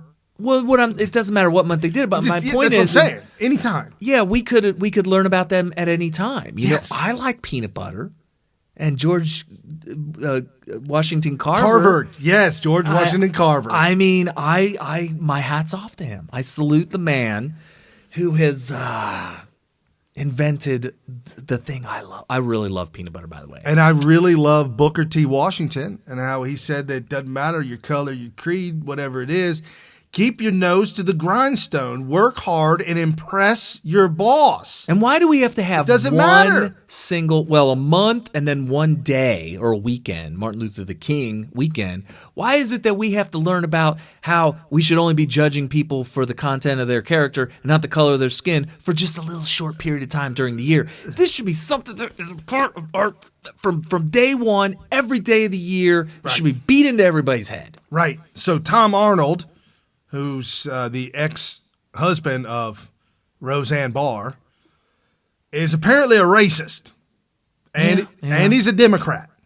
I mean, isn't it kind of like I'm saying it's a double-double. It's a double-double. Redundant. Yeah. Perez Hilton. Yeah, we talked about him last week. He's the leave Britney alone guy. Okay, Perez. Tom Arnold has joined Perez. Am I saying that right? Perez? Yeah, Perez Hilton. Perez Hilton. Yeah. And Sean King, who ain't black. He perpetrate. No. Steve Crowder has, of all the people on earth, Steve Crowder has destroyed this man. Yes. Louder with Crowder on YouTube. Go ahead and Google Steve Crowder and what's his name again? Sean King. Yeah, Sean King, Steven Crowder. By the way, Sean King has long since blocked me. Totally blocked me. SHAUN. SHA. So Google that and look at all the videos where Steve Crowder, he does one where he dresses up like Sean King. No. You didn't see that? No. He does a caricature of, did I say Don King? I meant Sean King. No, Sean King. Okay. Sean King. For some reason, when I think of last name King, all I can think of is Don King because of my formerly interest in boxing. Yeah. Oh, there it is, the very top one. Is it really? Oh, there's several of them. Well, yeah, do the top one. He dresses like him often. Apparently. He does. Oh, wow. That's amazing. Are you actually going to play it? If you want. You could do a clip. Yeah, we can do a little clip. You just kind of find a spot where I don't know when it starts. Maybe you can kind of jump through and see.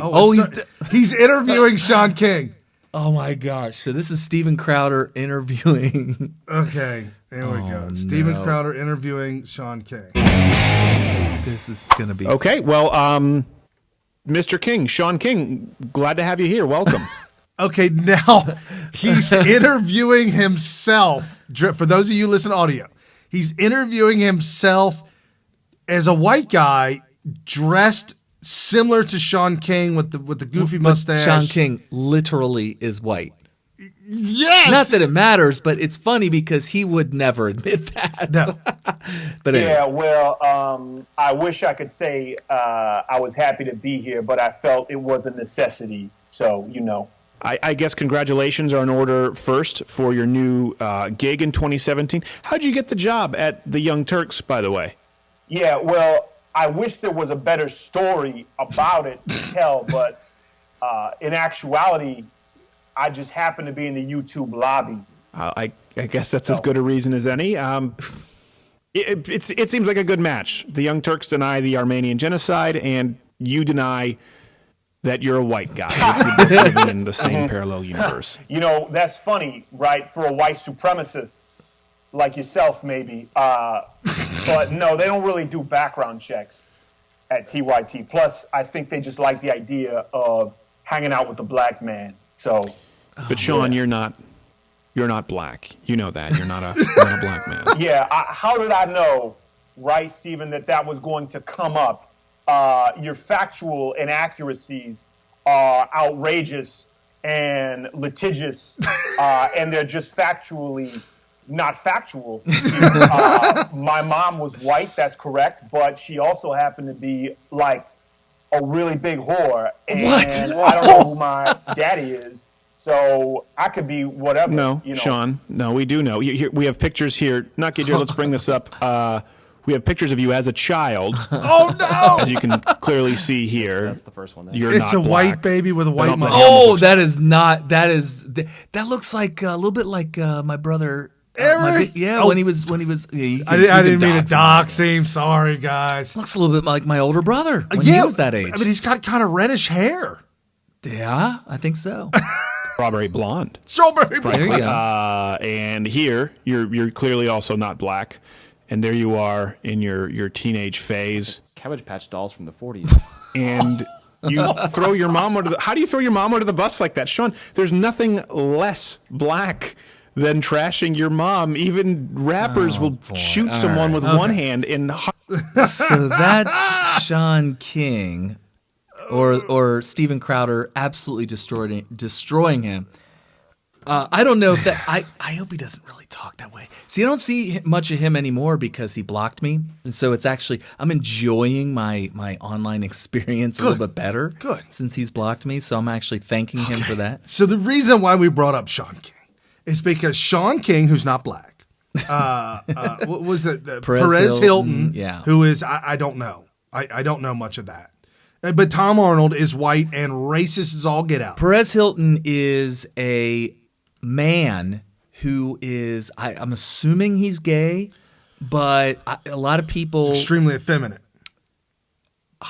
Unbelievably. Like he's more female than females. Okay. Normally, yeah. All right, so Tom Arnold joins the ranks of those two by attacking Candace Owens, who is a beautiful black woman. Mm-hmm. What if she was an ugly black woman? That's fine, but I can't help but to say I think they hate her because she's so gorgeous. That's true. I forgot about that. None of these three are beautiful. What was the exact? I wish I had the exact wording, but I'll try to do it the best I can. Rush Limbaugh, undeniable fact number whatever about feminism. Oh yeah. Which is that it enables ugly women access to the mainstream. Yeah.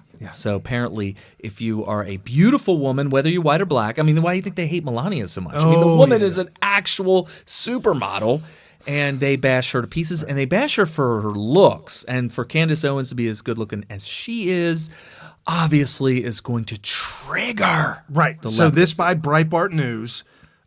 So Tom Arnold told the female black conservative to go suck racist D. But actually spelled it out. Right.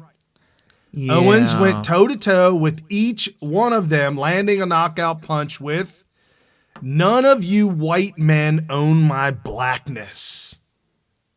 Wow. Especially considering one of those people that she was talking about was Sean King. She said, "None of you white men." Isn't it embarrassing that Sean King has been outed like that? Why is it that he doesn't get accused of cultural appropriation? What about that one girl out in California that was the head of the NAACP?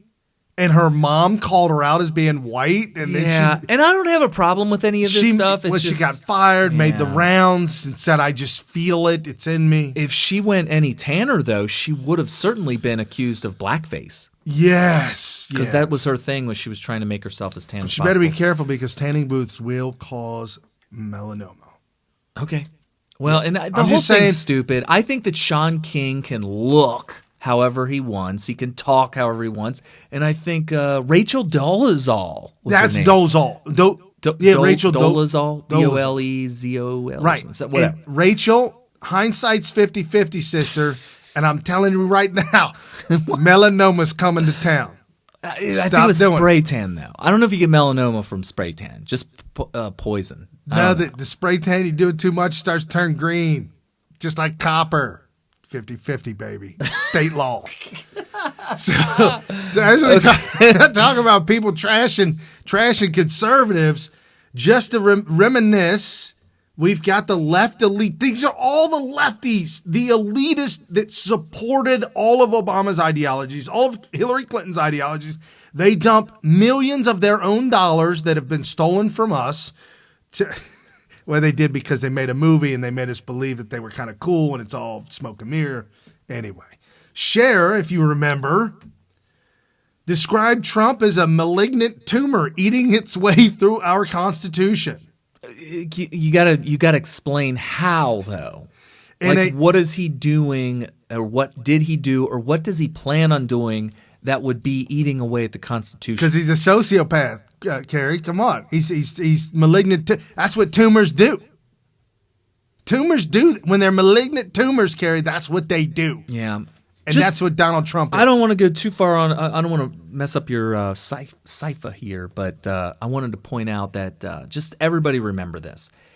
When you're in a debate with, and you can, when Cher posts a tweet, yeah, you can respond to it. Oh, yeah. Just a little tip. Keep it simple. Don't accept their premise. You should challenge their premise every time. And in this case, when you talk about Trump being a malignant tumor, blah, blah, blah, because it's eating away at the Constitution. Her premise is that Trump is somehow a detriment to the Constitution. That needs to be challenged. Right. Instead of saying, no, why are you calling names and calling him a tumor and blah? No. Forget all that. Her premise is wrong. What part of the Constitution that he's eating away through, and what is he doing to eat away at it? Challenge Question the mark. premise. Just curious. And you'll notice that the left wingers out there that are bashing on anybody on the right or anybody that supports Trump, a lot of times their premise is completely dishonest. It's a total lie.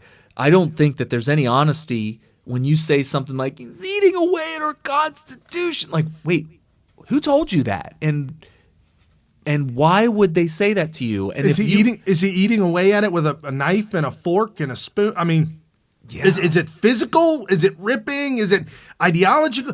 What are the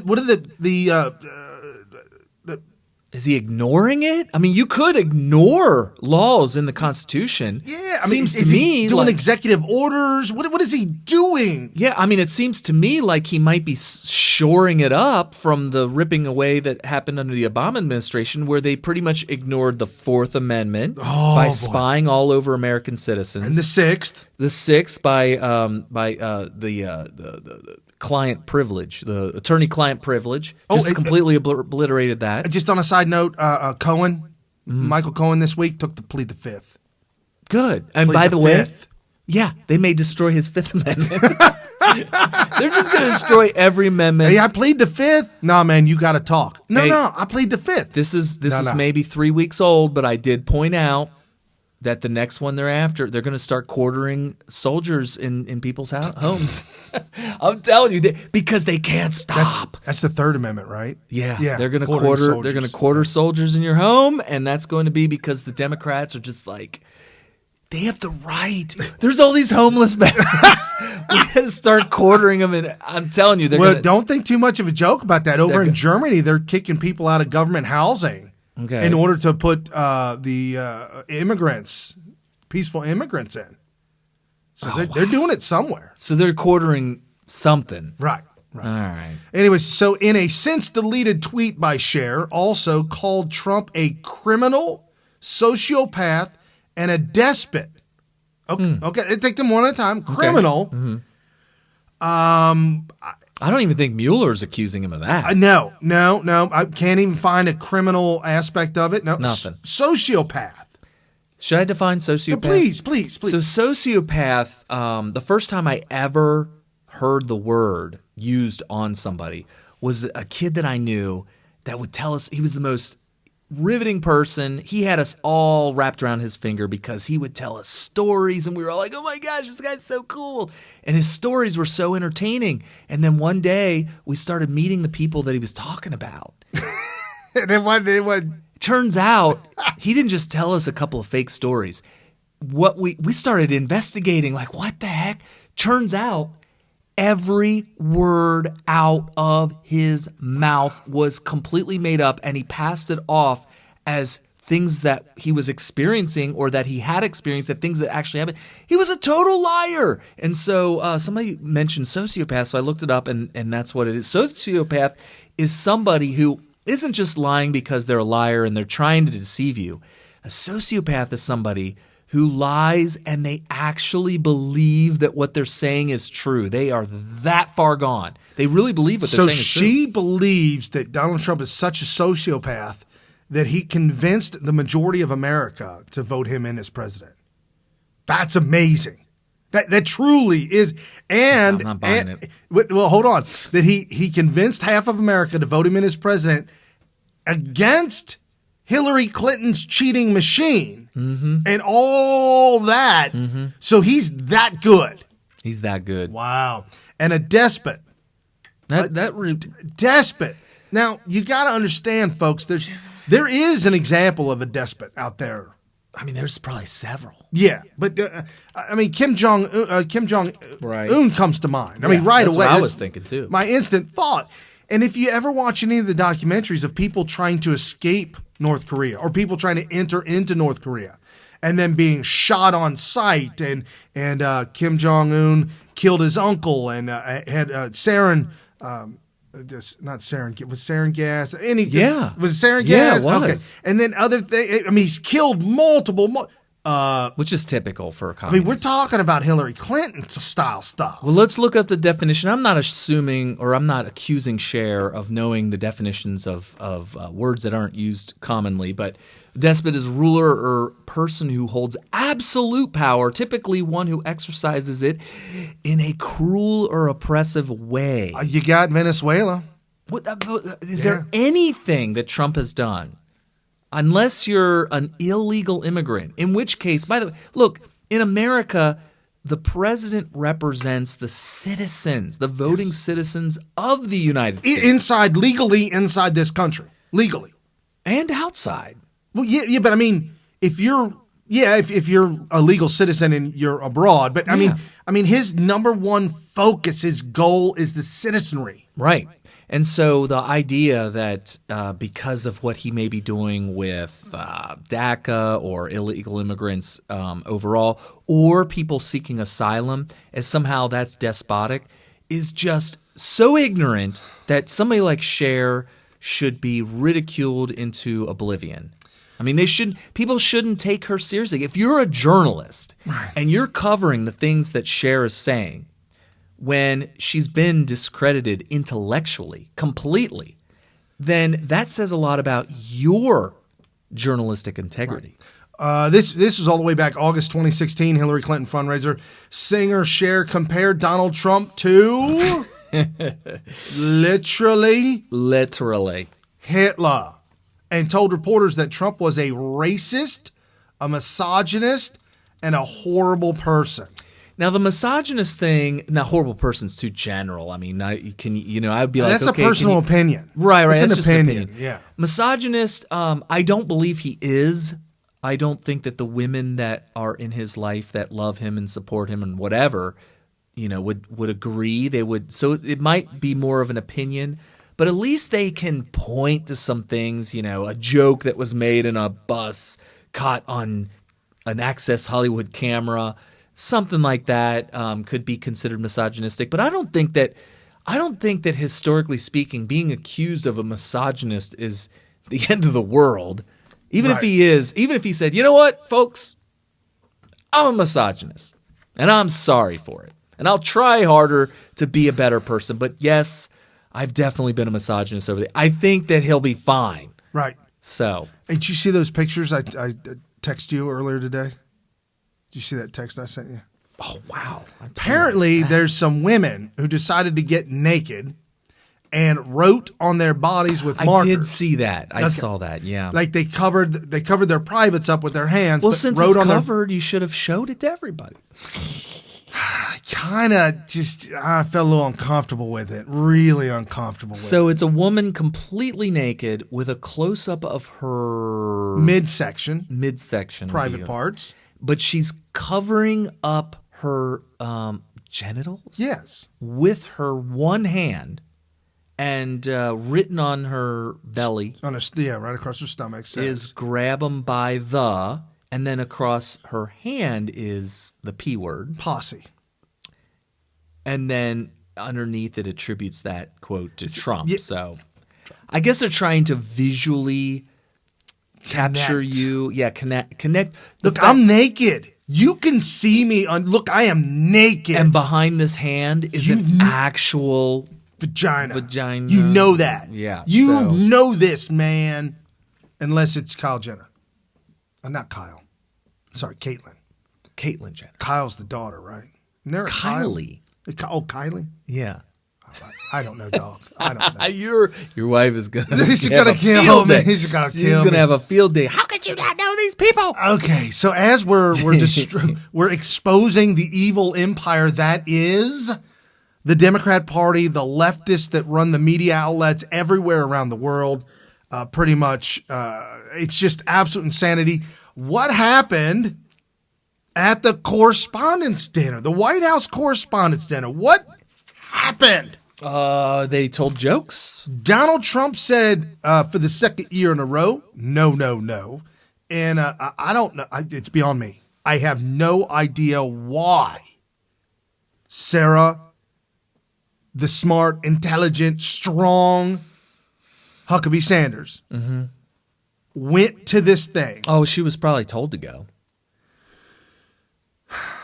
That's so unfortunate. I tell you what, this is going to ruin it for you, media. You've ruined yourselves because nobody should be subject to that kind of behavior. Yeah, I was going to say the left, the media on the left is criticizing this White House Correspondents' Except for CBSN.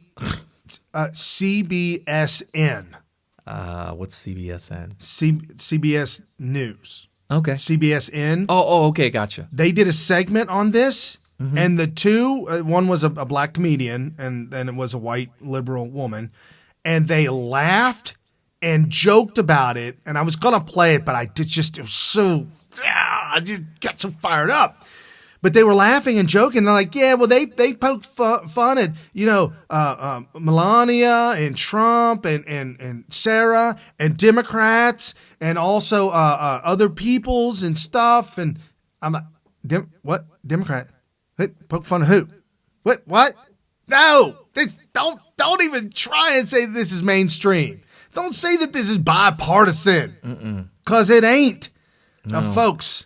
Well, before you play that, go ahead. I was going to say, just to give everybody background on the White House Correspondents' Dinner, it's just like all these journalists that cover the White House. Didn't it start with JFK? I think JFK started it as a love fest with the media. I'm going to be honest with you. I don't know when exactly it started. I'm almost positive. But historically, the president actually went, and somehow in the recent past, recently, it's become a roast of the president. And it's just a way to lighten the mood between the president and the hostile press usually, and it's been funny in the past. And presidents historically are very good with crowds because that's how they get elected, by getting the crowd going. And funny thing is Trump is damn near a stand-up comedian in his own right. Like, yeah, people. How many times in our lifetime, pretty much zero, has a president been able to go to a stump speech and talk for more than 15 minutes and have everybody riveted?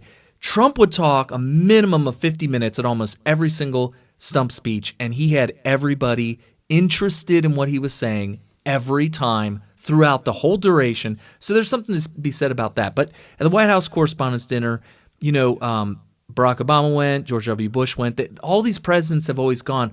The reason Trump didn't go is because Trump went to one of these things back in 2012. And back in 2012, everybody's looking at your face, and Brian's not reacting to what I'm saying. Brian's reading something. But back in 2012, Trump went as a guest. He wasn't speaking. He was not running for president, but he was threatening to run for president and not primary Obama, but run against Obama and try to enter the primary for the GOP. And right before he officially ran, he pulled out the last minute. But in the meantime, 2012, Trump goes to the White House Correspondents' Dinner. And part of this thing was them roasting Trump while he sits at his table in the middle of this thing. And there were all these cameras that did close-ups to Trump to see what his reaction would be, to see if he would laugh, to see if he would stand up and walk out, or see if he would say, "Not you guys," or whatever. Right. And he just sat there stone-faced, and it just wasn't a good look for Trump.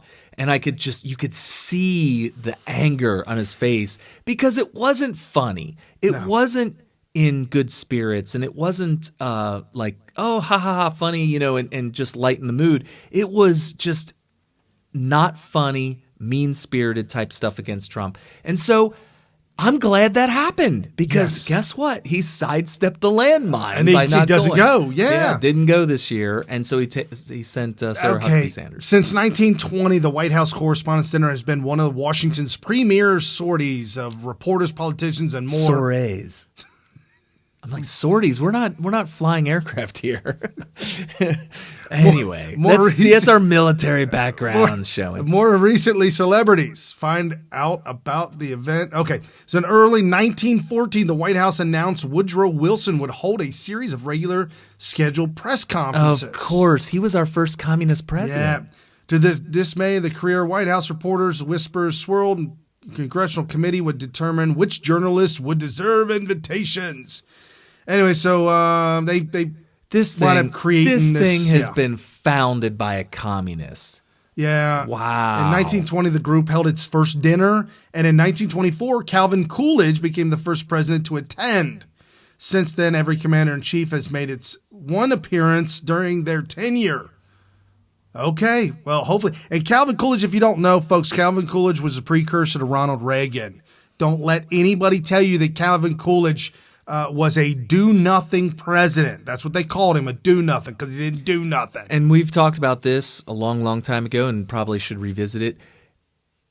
Our government is not a factory. We don't go and try to increase productivity or production of laws and whatnot. So when somebody like a Calvin Coolidge goes in and doesn't get anything passed and instead slashes all these pointless laws and stuff and whatnot over the course of their presidency, that's actually a good thing. That is production, right? By reduction.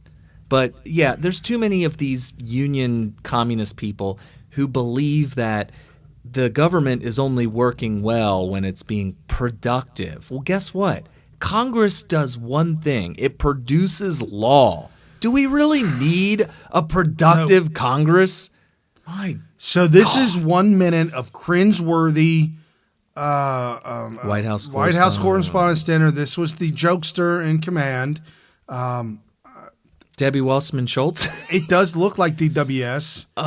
Yeah, but it's not. And according to my notes, did you see the tweet about that? I didn't. I'm not going to take credit for her looking like Debbie Wasserman Schultz. Somebody tweeted that she looks like the black version.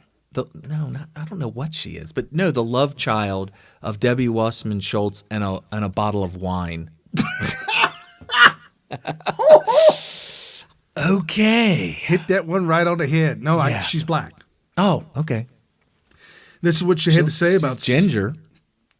Sarah Huckabee Sanders and the White House Correspondents' Dinner. We are graced with Sarah's presence tonight. She's annoying sounding. I have to say, I'm a little starstruck.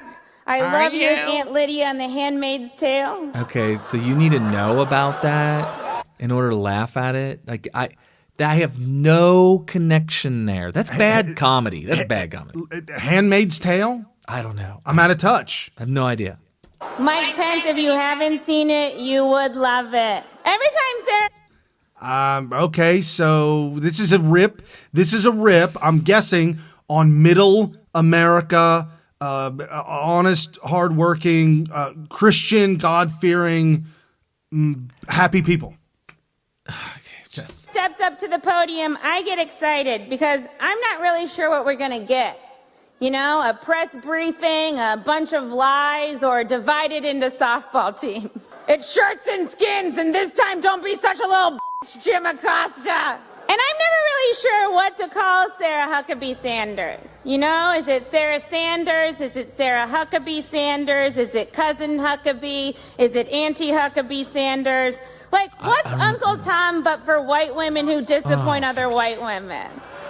Oh, this is Uncle too Tom of women, I was wondering where white she women to disappoint other women. Look, I'm not a professional comedian, but I can reverse engineer comedy. And I'm going to tell you right now, I love comedy. I love it. I love it too, but I'm just not a comedian, so I can't go up there and do it. But I can judge if it's any good. Well, and I can reverse engineer what she tried to do there. I was like, why was she talking about cousin, auntie? What is she talking about? She was trying to leap the Grand Canyon from what do we call her because of her interesting name. She's got a hyphenated name, okay? But how many celebrities have hyphenated names? That's normal right, nowadays. But what she was doing with that joke was trying to leap the Grand Canyon of the fact that she has hyphenated name, and that we can also say, well, she's also an Uncle Tom, so let's leap that Grand Canyon. That's what she tried to do there. It's just this is comedy fail 101 is what this is. Yep. Oh, I know. She said, "I know Aunt Coulter." Oh, for jeez. And Sarah Huckabee is sitting one seat from this speaker. I actually really like Sarah. I think she's very resourceful. Like, she burns facts, and then she uses that ash to create a perfect smoky eye. Like, maybe she's born with it. Maybe it's lies. See, she was trying to save the fact that she was making fun of a woman's looks by saying that it was perfect. She's got a perfect smoky eye. Like the compliment would mask the fact that she was making it. But the problem is it sounded mocking. It was condescending. Yeah, so it's like, are you really complimenting her on her smoky eye? And by the way, you need to be very careful about words that sound similar. When you say burn facts, it sounded too much like my initial. I thought she was going to say fat. It sounded like she said she burns fat. Yeah, that's what it sounded like. Your brain had to rewind and play that in your head real time in order to realize she did not say burn fat. She burns fat and turns it into ash. Yeah, and rubs it on her eye. Maybe it's lies. Not maybe good. Said like a play on maybe it's Maybelline. Yes, that's what. That was the whole. And it was so bad that it just got grueling grunts and moans from everybody. That went on for a long time. A little advice for anybody out there, and I'm sorry if you're afflicted by this unfortunate fact about yourself, but. If you sound like this, don't get into comedy, okay? Don't get in front of a microphone if you sound like that. Don't do it. And I'm not saying that I have the most pleasant voice in the world, but if I sounded like that, I would definitely try a lot harder to not do it in front of a microphone. That was it was like nails on a chalkboard. Yeah, no, absolutely. It's just unbelievable. Melania had a very busy week. If you want to talk about beautiful women, I wanted to share this clip with everybody because of how great of a job they did showing how beautiful Melania is. And then at the end, they try and throw in a little bit of negativity from the media outlet, not realizing that they were exposing themselves. And this is just a little highlight reel of the week from Fox News of Melania and this week. It's been one of Melania Trump's biggest and busiest weeks as First Lady. From hosting the Prime Minister of Japan and his wife at Mar-a-Lago, to attending the funeral of Barbara Bush by herself, to planning and executing her first state dinner. Thank you, Melania. The former chief of staff to Laura Bush, Anita McBride, gives her an A+. For someone brand new coming into this process, you got to realize Melania has not been involved in a political life career. Barbara Bush was. She's like the chief executive of the White House. Yes. without having had the experience of being in politics before. She has done this very carefully with great interest and respect for the role. For a first lady of fewer words than most of her predecessors, Melania Trump has often let her fashion speak for her. And the hat she wore to welcome the French president and his wife to the White House spoke volumes. It was a statement, absolutely, that I am proud to be doing this. I'm proud to be First Lady of the United States. But something else about that moment stood out to McBride, something she's never seen before. The First Ladies on the podium with the presidents. It is a position of strength. You are a partner to the presidency, and standing at that podium conveyed that. It also conveyed that this was her event, a state dinner that she had planned without any help outside the White House staff, and she got rave reviews. First Lady Melania Trump shines as host and planner. The glamorous state dinner honoring the French president and his wife is helping Melania Trump become a more visible First Lady. So help me God. The media has often portrayed Melania as the reluctant First Lady, waiting months to move to Washington and wading into the spotlight only for banner events like the White House Easter egg roll. She worked so hard on this event, and so I want to thank you. Yeah, it's not a chance she did one thing to help set that up. There's no... She didn't die eggs. She's also been criticized for making... That was late night talk show douchebag McBride. Former Man Show host. Yeah, that literally had women grab him in the posse. Cyberbullying her signature issue. I just don't think she's the right messenger for cyberbullying because she can't seem to control it in her own home. But what? So that was a View host trying to say that Melania's cyberbullying platform, she's not allowed to do that because she can't control her husband who cyberbullies everybody. Which I have something to say about that, but go Melania is finding her voice. I'm well aware that people are skeptical of me discussing this topic, but it will not stop me from doing what I know is right. Now, keep in mind, the First Lady still hasn't officially announced her platform. When she does, her spokeswoman says it'll expand to include children's issues more broadly. So, Brett, maybe this week of good reviews will expedite that announcement.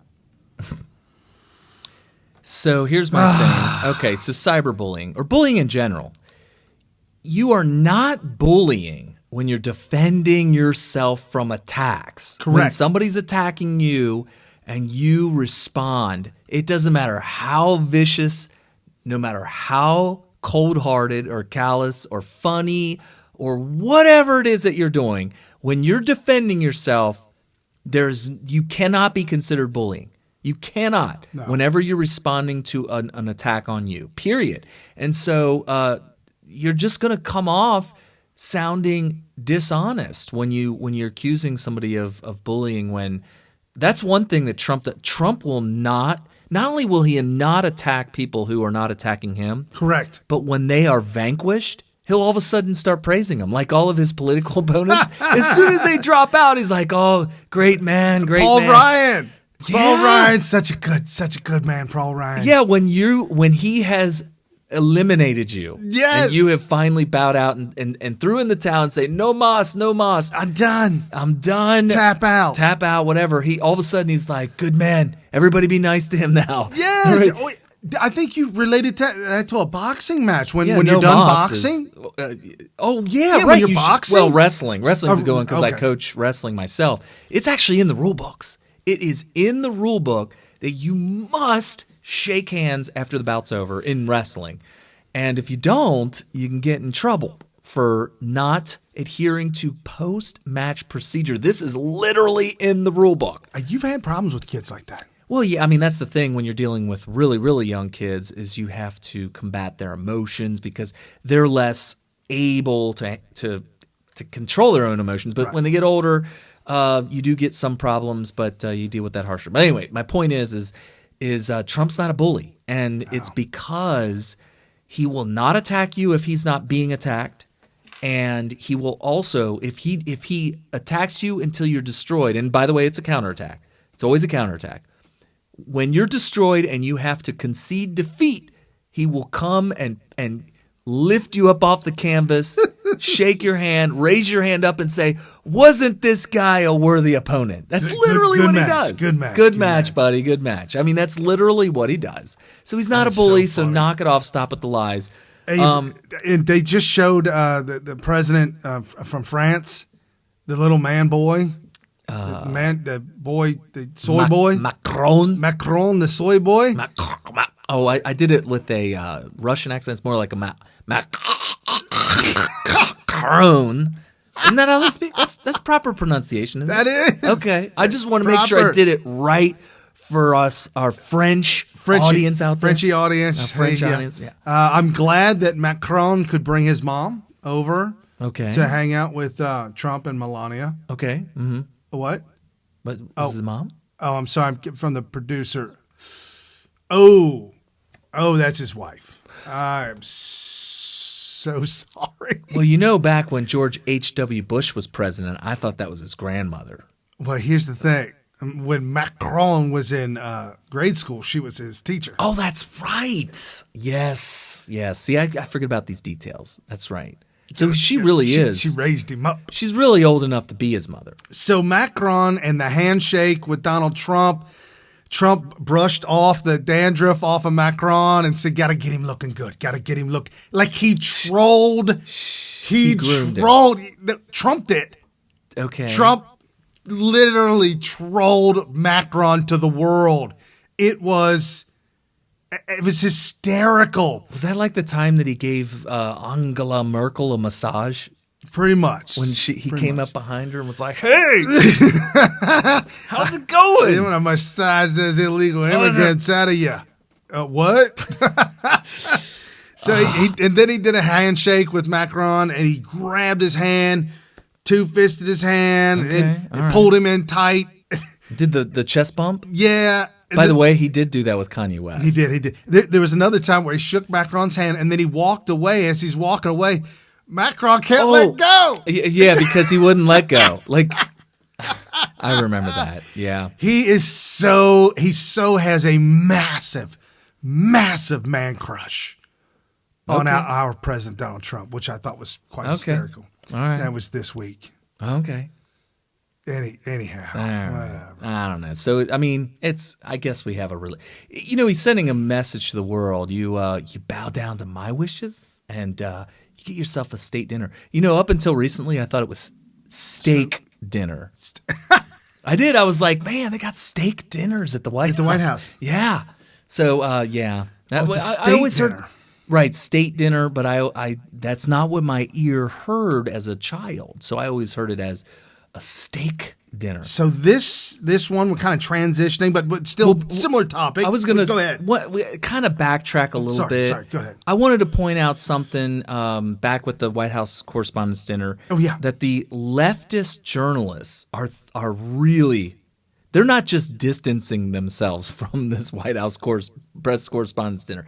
They are throwing it under the bus. There's a Twitter moment. I'll read some of the thing. The title of the moment is "Some Journalists Think the White House Correspondents' Dinner Format Should Die." Ooh. Michelle Wolf's roast. That was the name of the Jesse Wasserman Schultz Jr. Debbie Wasserman Schultz Jr. with the red wine. Yeah.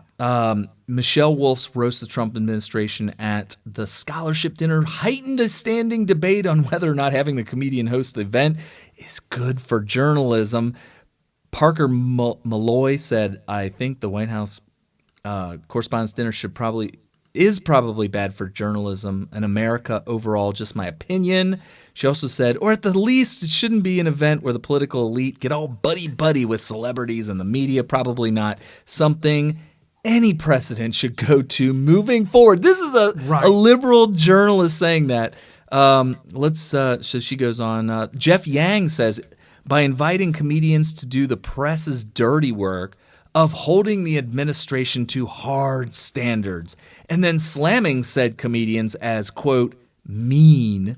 The press blunts its own credibility to do the same without the jokes. That's a terrible way of, quote, celebrating the First Amendment, guys. That's hilarious. So that's just a couple of them. Oh, Jim Acosta. I actually responded to this. My problem with last night's dinner is not that we had a comedian who told some nasty jokes. It's that we did not really address the nearly constant attacks on the press from the president. The dinner should change with the times so that we send a strong message to the world. I actually responded to that by saying that we are getting sick and tired of, let's see if I can find it actually. I want to actually use the exact words because I slammed him pretty good here. So I said, Jim, sorry, but your ignorance of our First Amendment is getting exhausting to listen to. You don't have the right to have your poor behavior be respected by your POTUS or anyone else except for law enforcement and judges. That's it. If Trump orders your arrest, then let's talk. And I didn't have enough space left, but I wanted to say, until then, shut up. Because the First Amendment does not allow or does not prevent me from telling you to shut up. Simple as that. So, ironically, I was the first one to respond to him. Oh, really? Oh, wow. He said, Brian said the fact remains that 97% of news reported on President Trump is completely negative and false or made up. Deal with that first. Yeah, that's a good one, too. And then I put the meme of Donald Trump, CNN meme of the Matrix. Wow, you got 600 and almost 700 likes on that. I tweeted that out this morning. I also replied to myself multiple times. This one I said, and ironically, Jesse Jane Duff just tweeted out this. I said, Jesse Jane Duff says it all right here, accosted. I was going to say accosted, but I misspelled it on purpose, but whatever. I thought it was funny. So Jesse Jane Duff, and I took a screenshot of it, and I put it in the tweet, and it says, if Hillary Clinton was president and had a female press secretary attacked as viciously as Sarah Huckabee Sanders, there would have been outrage at the WHCD, invited her to be a guest, and threatened her that way. Treated her that way. The shtick wasn't funny, only tasteless and vulgar. Right. Somebody made a comment that they hadn't heard that many P words in a long time. Well, they think that they have the green light to use it whenever they want because of a private, behind closed doors statement recorded of Donald Trump using the word. The thing is that we could follow people around all day in their private lives behind closed doors, either by themselves or with trusted individuals, and record all that information. And I'm sure we're going to catch some colorful words from these people, but that's okay. They're fine. We can do it to Trump, though, and expose recordings of him behind closed doors. And because he used colorful language, all of a sudden it's public domain. They're the ones that made it public. Yes. Let me tell you, all the hate and vitriol, that just absolute hate and anger that I got on responses to these two tweets, I stopped reading it because it was just too much. I would take it as a badge of honor. It was good. I felt good about it, and I'm glad. I just now realized I didn't realize how many likes and retweets. Apparently it took off. That kind of did better than I did. Hit the ground running. I wonder if Jesse Jane Duff might have helped that out maybe a little bit. Did she retweet that one? Maybe. I mean, if she did, then that would be the reason why. Okay. So we were. You wanted me. We're going to transition over to the Facebook. You wanted me to bring this up. You're like, Brian, let's do this. I think the biggest fireworks of the week, probably. I didn't realize how big of a deal it was because I didn't see it. When I played it, I was screaming in laughter. So we've seen a lot in the past couple of years that we've been doing Smith Radio. We've actually sat through and listened in on a lot of congressional hearings. And there's fireworks occasionally, and even in between the fireworks, it's interesting dialogue to me. I like to listen to what people are trying to say. Right, it's almost like political chess. Yes, with their words, and, right. And you got to find it. Is that congressman lying to the guy on the stand, and is the guy on the stand telling the truth because he's supposed to? But is that a good question? Sometimes I'll say, "Oh, that was a good question." And is he going to even answer the question that was asked? And sometimes you're like, "Why didn't he ask this question?" Right. That kind of stuff. Well, it turns out there was a hearing that nobody knew about until it started. As soon as I shared it, everybody's like, what? Diamond and Silk. If everybody listening knows who they are, but in case you happen to pop in here and you're under a rock, Diamond and Silk are two black women who have been supporting Trump forever.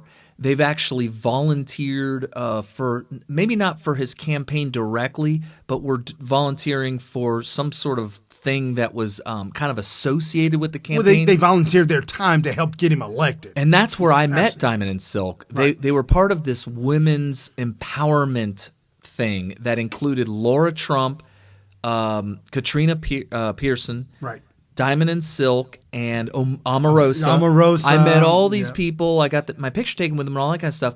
But apparently, I didn't know that they weren't paid for this. They literally just volunteered their time. They just were sent around the country, almost like on tour, and they spoke at these things, and it was entertaining, and it kind of rallied the troops to get people out for the Trump vote. So anyway, they made it to Capitol Hill. Well, they've been censored on Facebook, and people were making a big to-do about it, and Congress decided to hear these complaints about censorship on social media because the Zuckerberg was up there last week and two. Okay, so we have a little bit of a video here that Brian put together. I took this from Fox and Friends, so I'm going to stop it as soon as they start.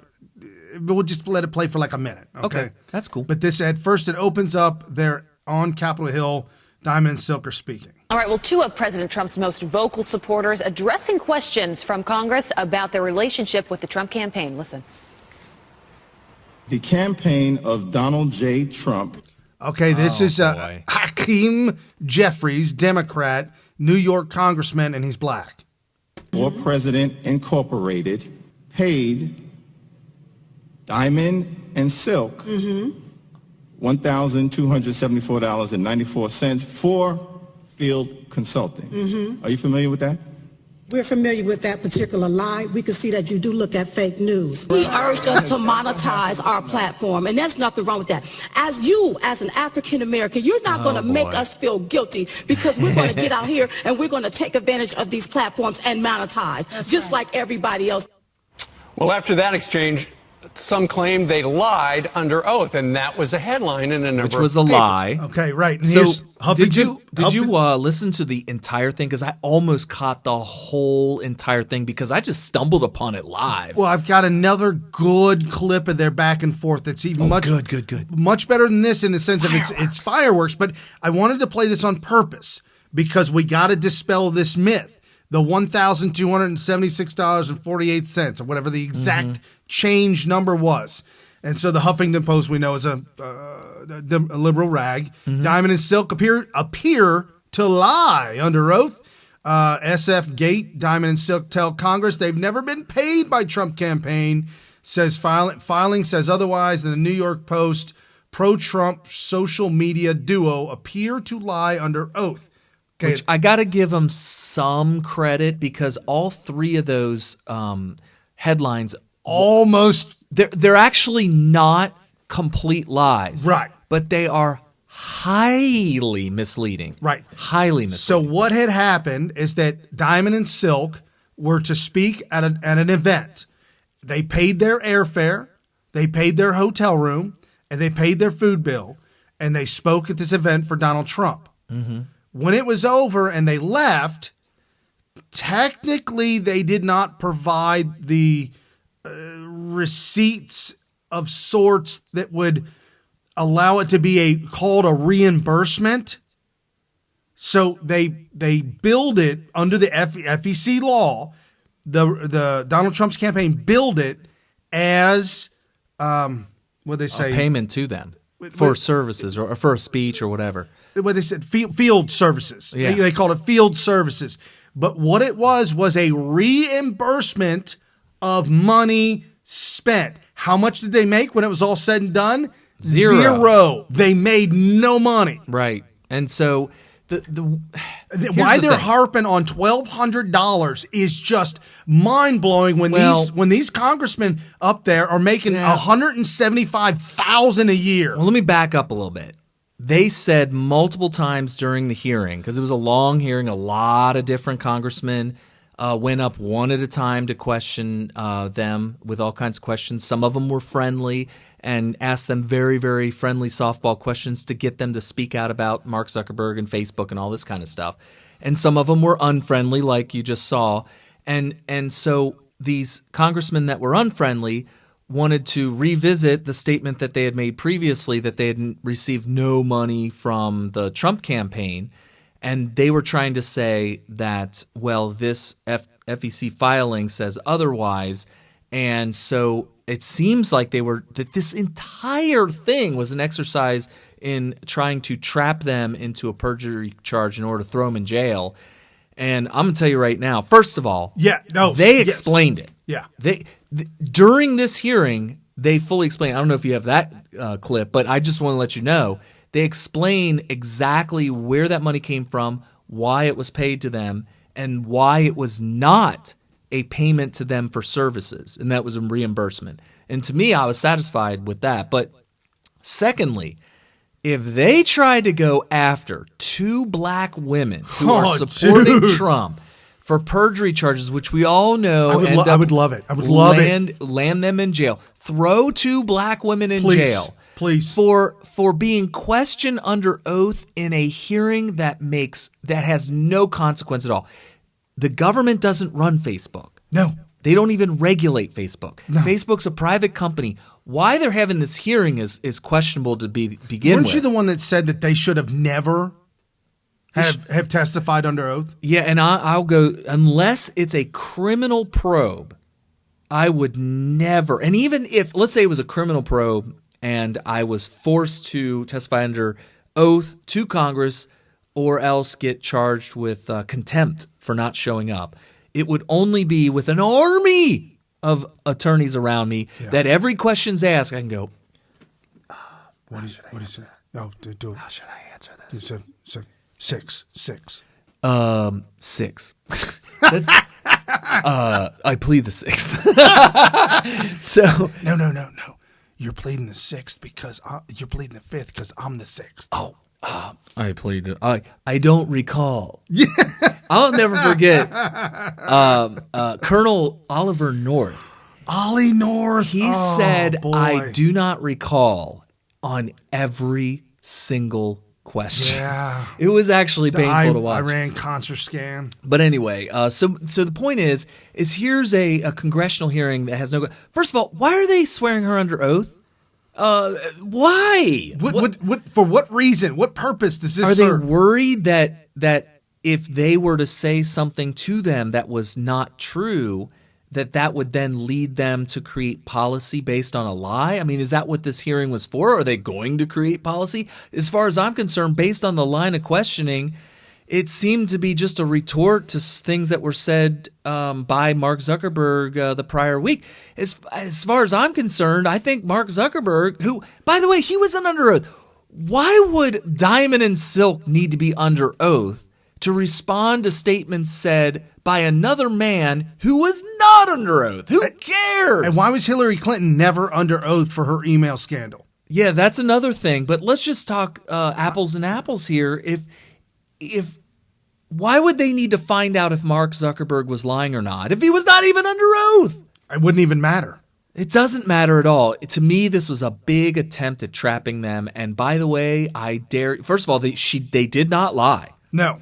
These reports by all these fake news outlets saying, it appears that she lied. I think it garnered them more attention, which was great. I think it got their brand out there better, which is great. And by the way, just a little advice to you, more Diamond and Silk. more sympathy. Go Definitely. ahead, ask for a paycheck. Do you realize The guy that was in charge of Ohio, the Ohio chairman of the Trump campaign. I'm going to leave his name nameless because I don't want you guys to troll him or anything like that. Okay. He got paid $10,000 a month. Oh, that's right, he did. I was flabbergasted by that. $10,000 a month, and there's 50 states. So if they all got paid $10,000 a month, that's $50,000 a month that the Trump campaign is paying out to run the various states. One individual in each state. Yeah, and now the county chairmen are probably voluntary, at least most of them. But the state chairman, very well paid. What about Alice Cooper? She was not paid. No, wasn't paid. Okay. No. Inside jokes, folks. Inside jokes, folks. So here's the comedy. Here's the comedy. Listen to this black. I have to say to you for the folks that are on audio only, black congressman, and how he talks to Diamond and Silk. No. Wait a minute, hold up. Unsafe to the community. You've not been making a ton of money based on your bashing of Facebook. No. He's coming after him, complaining. He's like, "Ain't you been making a ton of money? Why is he? Why aren't you making money?" Facebook. He is defending. He Facebook. is like vehemently defending Facebook. Bash Facebook. What we did was we brought it to the light on how Facebook has been censoring conservative voices like ourselves for 6 months, 29 days, 5 hours, 43 minutes, and 40 seconds. That's what they did. Now, I can tell you something. Have you been making money? Have you been monetizing?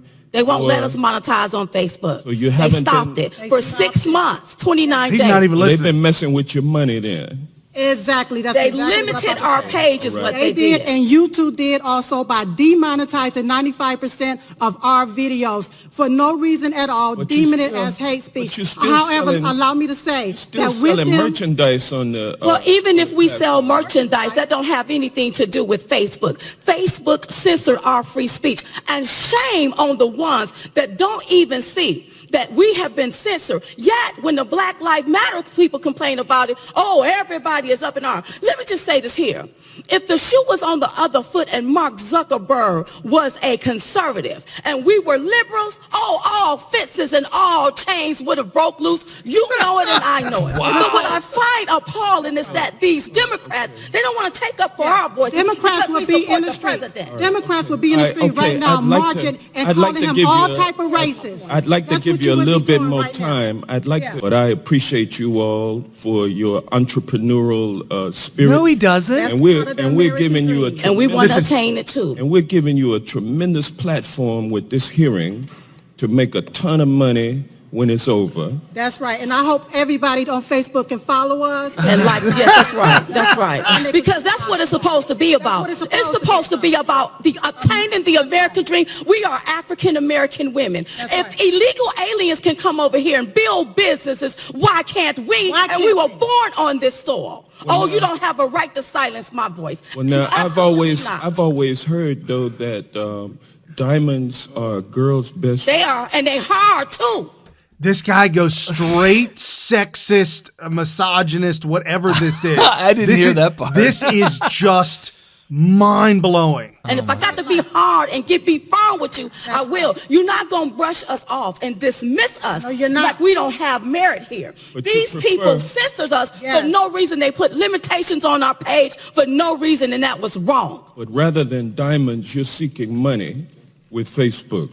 Isn't that correct? Well, you know what? If Facebook is a platform for you to make money, then so be it. Everybody else do it. And don't stop us from making it. And don't make us feel guilty because we and other people that's built their brand page want to make money. We've spent plenty of money. All right. That's right. Okay. Wow. Yeah. I mean, there was so much more than just that. I mean, it was fireworks throughout. But this guy, do you realize how condescending he was to them? That's a Democrat. That's what Democrats do. He was trying to say that, what are you complaining about when you did make some money on it? The whole thing is that there's people on there, and I didn't know that people were using Facebook as a primary way of making money. It seems to me like Facebook is more like they make money by people advertising with it. But I do know that that's exactly how YouTube works, right? Where they actually pay out people enough to actually make a living on it. Well, if you got a viral video that goes to 1 million views, you might get a couple of $100. Right, but if you're the type of person that has, like, let's say, a couple million subscribers, like your Mark Dice. Well, even he's saying that he has to go to other ways because they've demonetized his videos. Could you imagine how outraged you'd be if, like, you built this thing up? It took years and years of making videos. By the way, these little 10-minute, 5-minute videos, like Mark Dice tries his hardest to keep his videos under 5 minutes. Some of them are pretty short. This was the longest one he did with Diamond and Silk. You got to see it. It was really good. It was 10 minutes and 54. The longest video I think he's ever made. Well, those videos that he makes that are 10 minutes, 5 minutes, couple minutes, they take all day. They take all day to make because not only are you finding clips to put together, but then you meticulously edit them. You do your monologue. You do a whole bunch of takes, and you try to use the best one you can or do more takes. These things take all day. Who was I was listening to that's like, I spend all day making a 10-minute video. And probably Mark Dice. I feel like it was somebody else. I feel like it was Computing Forever, I think is the name of the but anyway, this is like a full-time gig. I never realized just how much time they put into making these YouTube videos. Now, that being said, imagine you do this for years. You build up million followers or whatnot, and you start getting enough page views to where you're making the kind of money where you can maybe buy a new house, buy a car, and just this is my living and I'm doing really well with it. And all of a sudden, it gets pulled out from under you, not because you're necessarily violating the terms of use, which actually it doesn't seem like they were. It seems like they moved the goalpost by saying, we're saying that you're violating terms of service because we don't really agree with the messaging. So where are your terms of service? Well, they're in there. You can go find them. Yeah, when you read them, you realize that either it's open-ended. There's open-ended clauses in there. Well, either A, there's nothing in there that prohibits anything that you're actually doing, or B, like you just said, it's way open to interpretation. They said Diamond and Silk are a danger to the community. Yeah, it's not good. Just to come up with that. Just say something like this, just flippantly throw that out there? And after a couple of weeks of harsh criticism, Mark Zuckerberg finally came out and said, we reached out to let him know that we're sorry and that there was a mistake made. Obviously, the algorithms that we hire... the algorithms that we hire from wherever. Well, we just ran into an algorithm with Vimeo. We gotta figure that one out. Yeah, algorithm destroyed us on Vimeo. Vimeo. So if you folks, if you follow us on Vimeo and you're wondering why we're not on Vimeo tonight, I will take this video. I will upload it, attempt to upload it to Vimeo, but apparently it locked us out and said that their bots have deemed that our activity is I don't know. Bad. We'll have to hear from them exactly why they locked our account up. Right. So real quick, just to wrap things up, some of the big things, big news stories of the day, the week, North Korea deal, Peter Schiff, the pencil neck geek. Trump deserves credit for North Korea coming to the table. How about that? I'm shocked to even admit it. This guy is the worst propagandist in all of government today. Especially elected official. This guy is like a mind-numb robot. He's worse than our guy, Brown.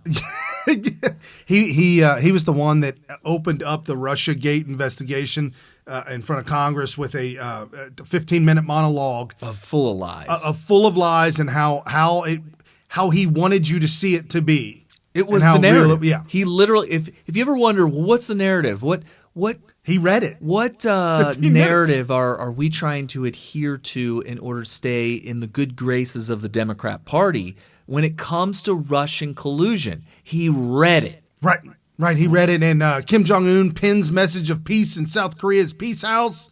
A new history starts now, an age of peace from the starting point of history. Donald Trump celebrates North and South Korea summit. Korean War ending.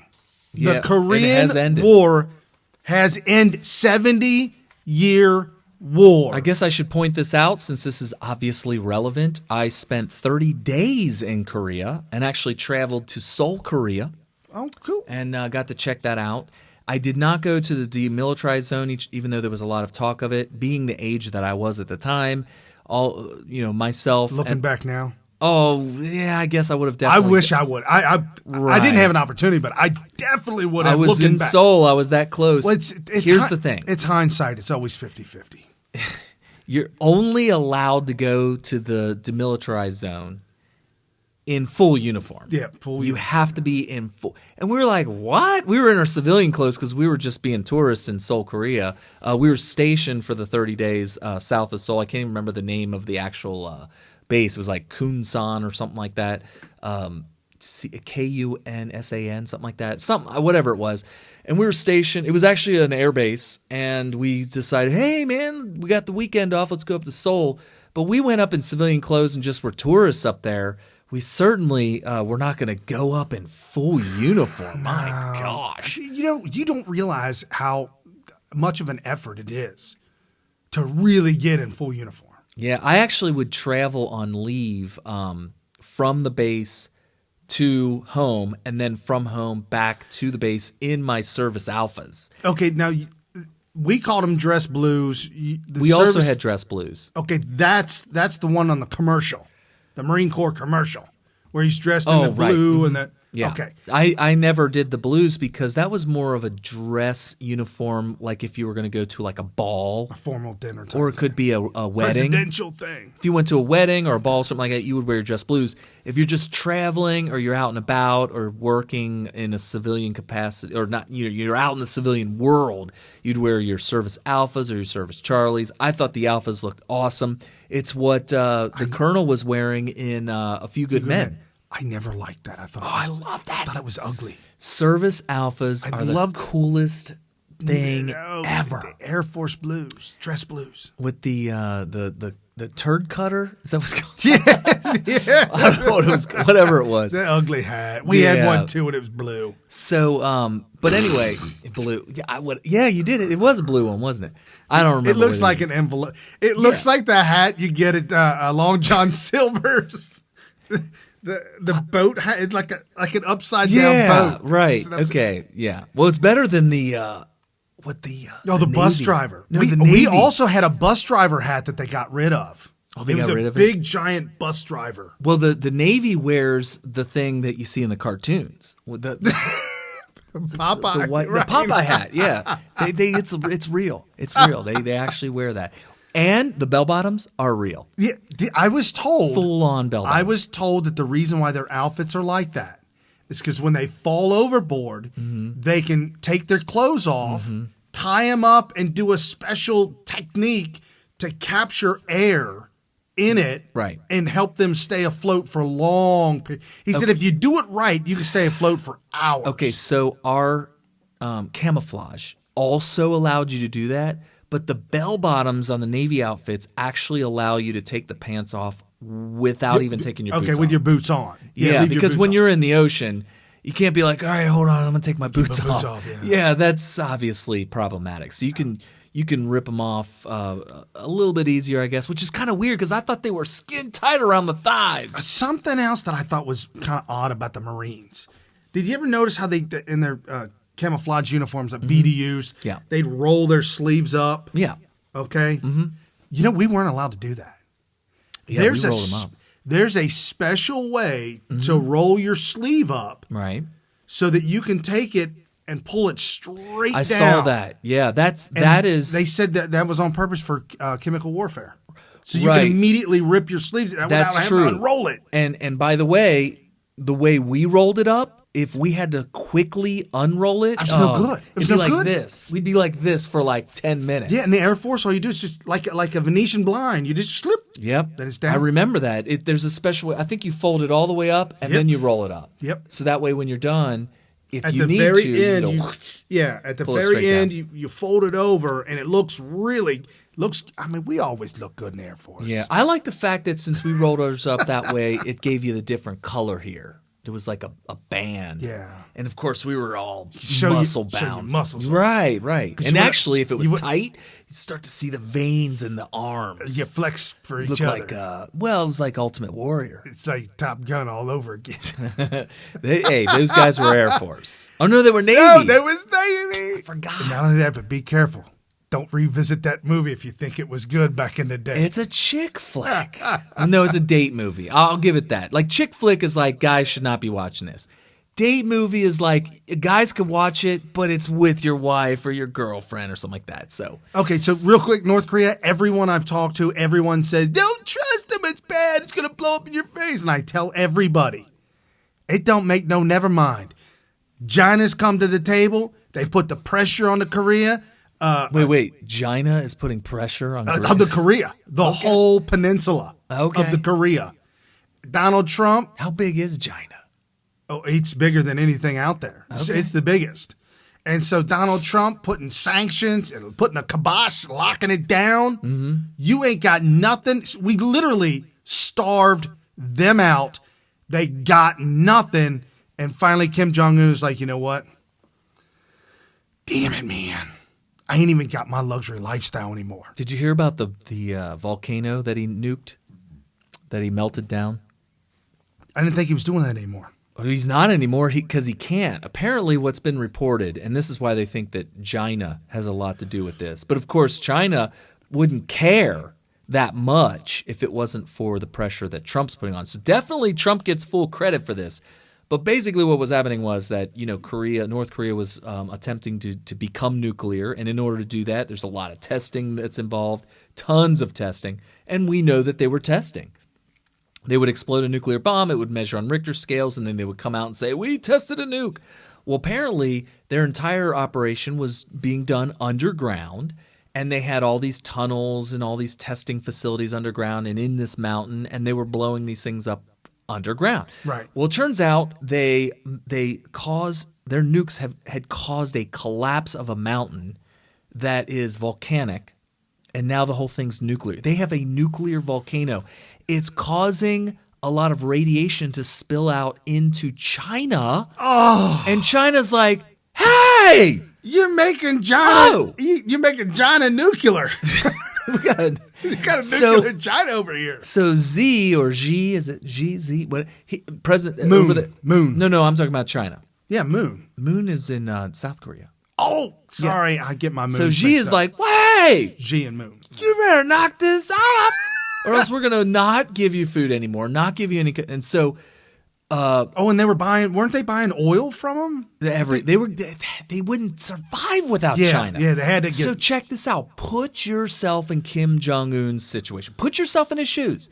Here's a guy. I messed up bad. He has ruined his ability to continue his nuclear operation by destroying his own testing facilities. He can't test anymore, and now just the thought of continuing on by rebuilding and then continuing testing, you got China who's basically saying, you better knock it off or it is over between us. You went too far. You went full retard. You went too far. So what does he have? Put yourself in a situation. What can you do? We're about to starve out. We can't stop. We can't stop America anymore. We can't go nuclear. We can't. This is over. So what's a man to do? Let's talk and let's have some negotiations with President Moon of South Korea. And he just went full on, let's go full peace. Let's eliminate war. We're not going to go to war anymore. There's a lot of people now saying, hey, we can't fully trust him. He can reverse course like he's done every single time. This is why the Trump administration is taking this news with a lot of skepticism. Their response is very measured, very cautious, cautiously optimistic. And this is why, because there can be a reversal of Kim Jong-un's decision to end this war and all this kind of stuff. But I will tell you that he doesn't have a whole lot of choice.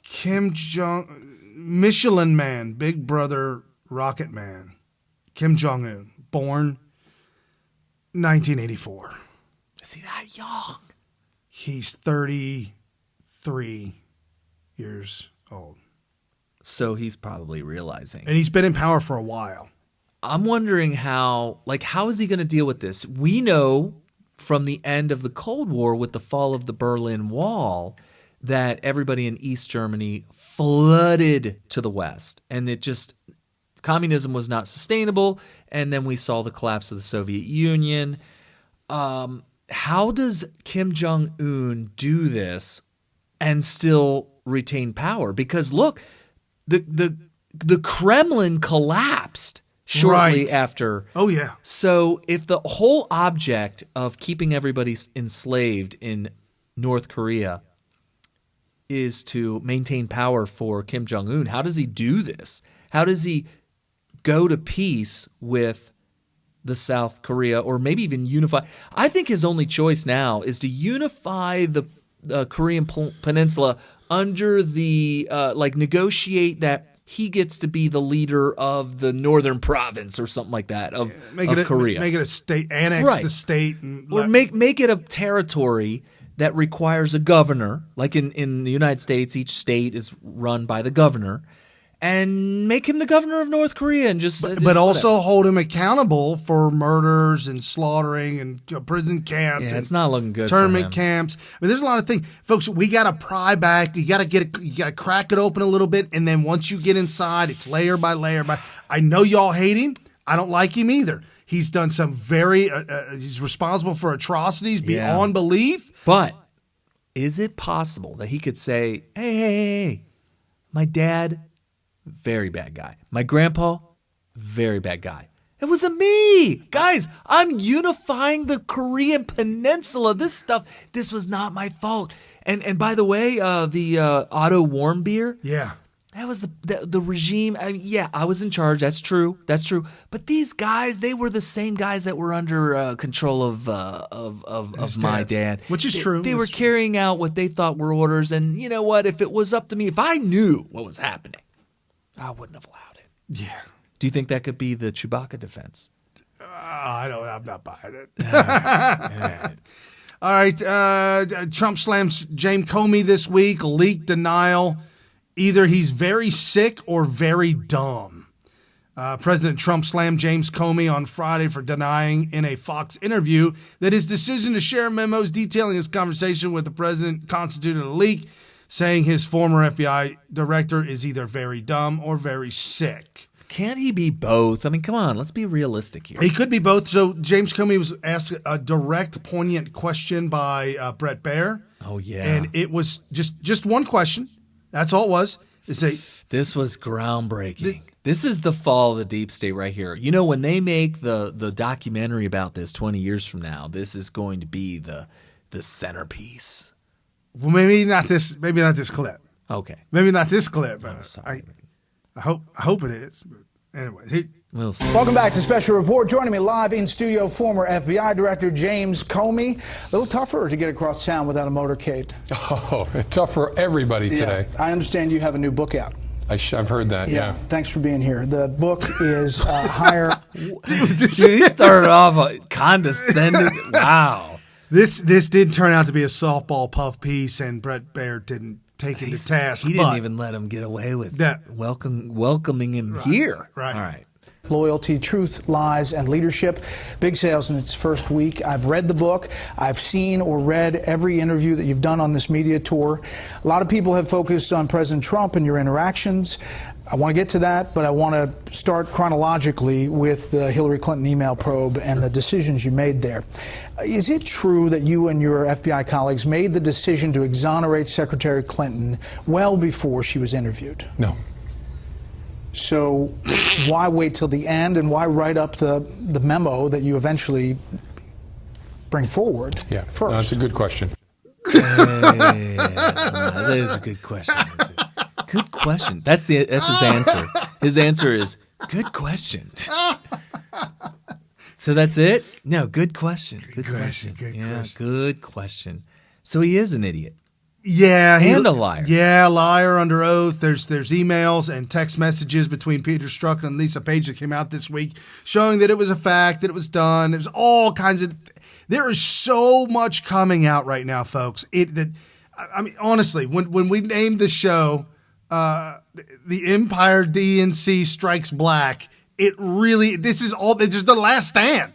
They got nothing else, so they're attacking black people, they're attacking women, and apparently attacking Bret Baier and his intelligence.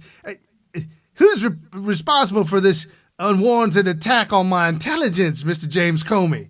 I mean, oh man, I think he's got to go down for perjury again when he lied to Congress. Yeah, absolutely. Him and many other people, and I think that this. I was thinking, it'd be nice if some of the people who are responsible for some of the corruption during the Obama years, it'd be nice if some of those people were held accountable. Maybe some people who might have been at the top levels of some of the stuff that Hillary Clinton was doing and stuff like that.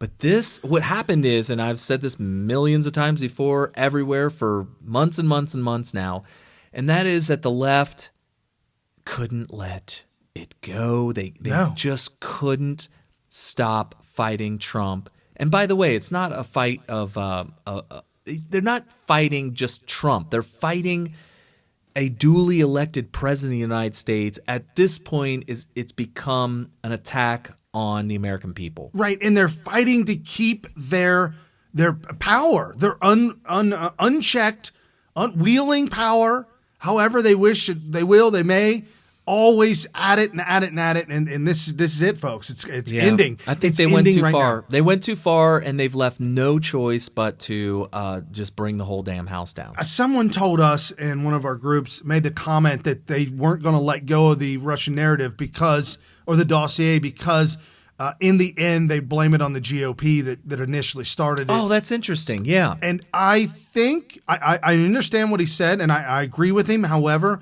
I think this has gone so far, and they haven't introduced that yet, that if they try and attempt to introduce that now, people aren't listening anymore. To introduce a new narrative now with no substance from, we mentioned no context. Out of context, completely out of context. I don't think it'll work. So what? The blaming. So Comey. I'm assuming you don't have that particular clip, but Comey. The big bombshell was that Comey tried to say that the GOP funded the dossier, right, and that then later on the Democrats picked it up. Everybody freaked out about that. Everybody. Brett Baer freaked out about it. All these, I think it was Rush Limbaugh said, I had never heard of this before. What? Oh, yeah, everybody's freaking out that he's lying, that he's not telling the truth. And I'm like, we all talked about this back in the day. Remember when the dossier, guys, think about this. I want you to really think back hard if you were listening to us or involved in just following politics back then. When the dossier first came out, there were all kinds of people that were around us, either supporting us or reporting like us, like colleagues and all that are on this right wing citizen journalism thing, right? That were talking about the dossier's possession, the line of possession, and it went through McCain. And it went through a bunch of other people in GOP. Who's the guy from Utah? Egg McMuffin. Yeah, Egg McMuffin was in on this. We did an entire thing on this. There was this possession line of possession that went through a whole bunch of Republican hands. They were all never Trumpers. Right. They were all these people that, like the Egg McMuffin thing is interesting because was he a former CIA guy? He's an intelligence guy that ran for president. He was going to try to be a spoiler for Republicans in order to take away votes from Trump. He was going to run as an independent. He was going to win Utah. Remember all that? Oh, yeah. The dossier went through the hands of all these people. And it was shopped to the media by Republicans. Yes. And the media didn't want nothing to do with it. Yeah, and then one of our informants that's good friends with us was telling us, guys, when they find out that this was all the never Trumper Republicans, the crap's going to really hit the fan. And I was like, wow, it's almost unbelievable. Well, here we are, fast forward all this time later, and Comey was telling the truth. For the first time ever, and I'm telling you, I think he slipped and let the cat out of the bag. My personal belief is that this won't make a lick of difference. Okay, won't matter whatsoever. It's way too far gone. Okay, I'm kind of glancing we're running over out at of the time. And then so. lastly, I'm tempted to lead with it, but lastly, Jon Tester, Veterans Affairs Committee, Democrat, Montana, attacks Rear Admiral Ronny Jackson.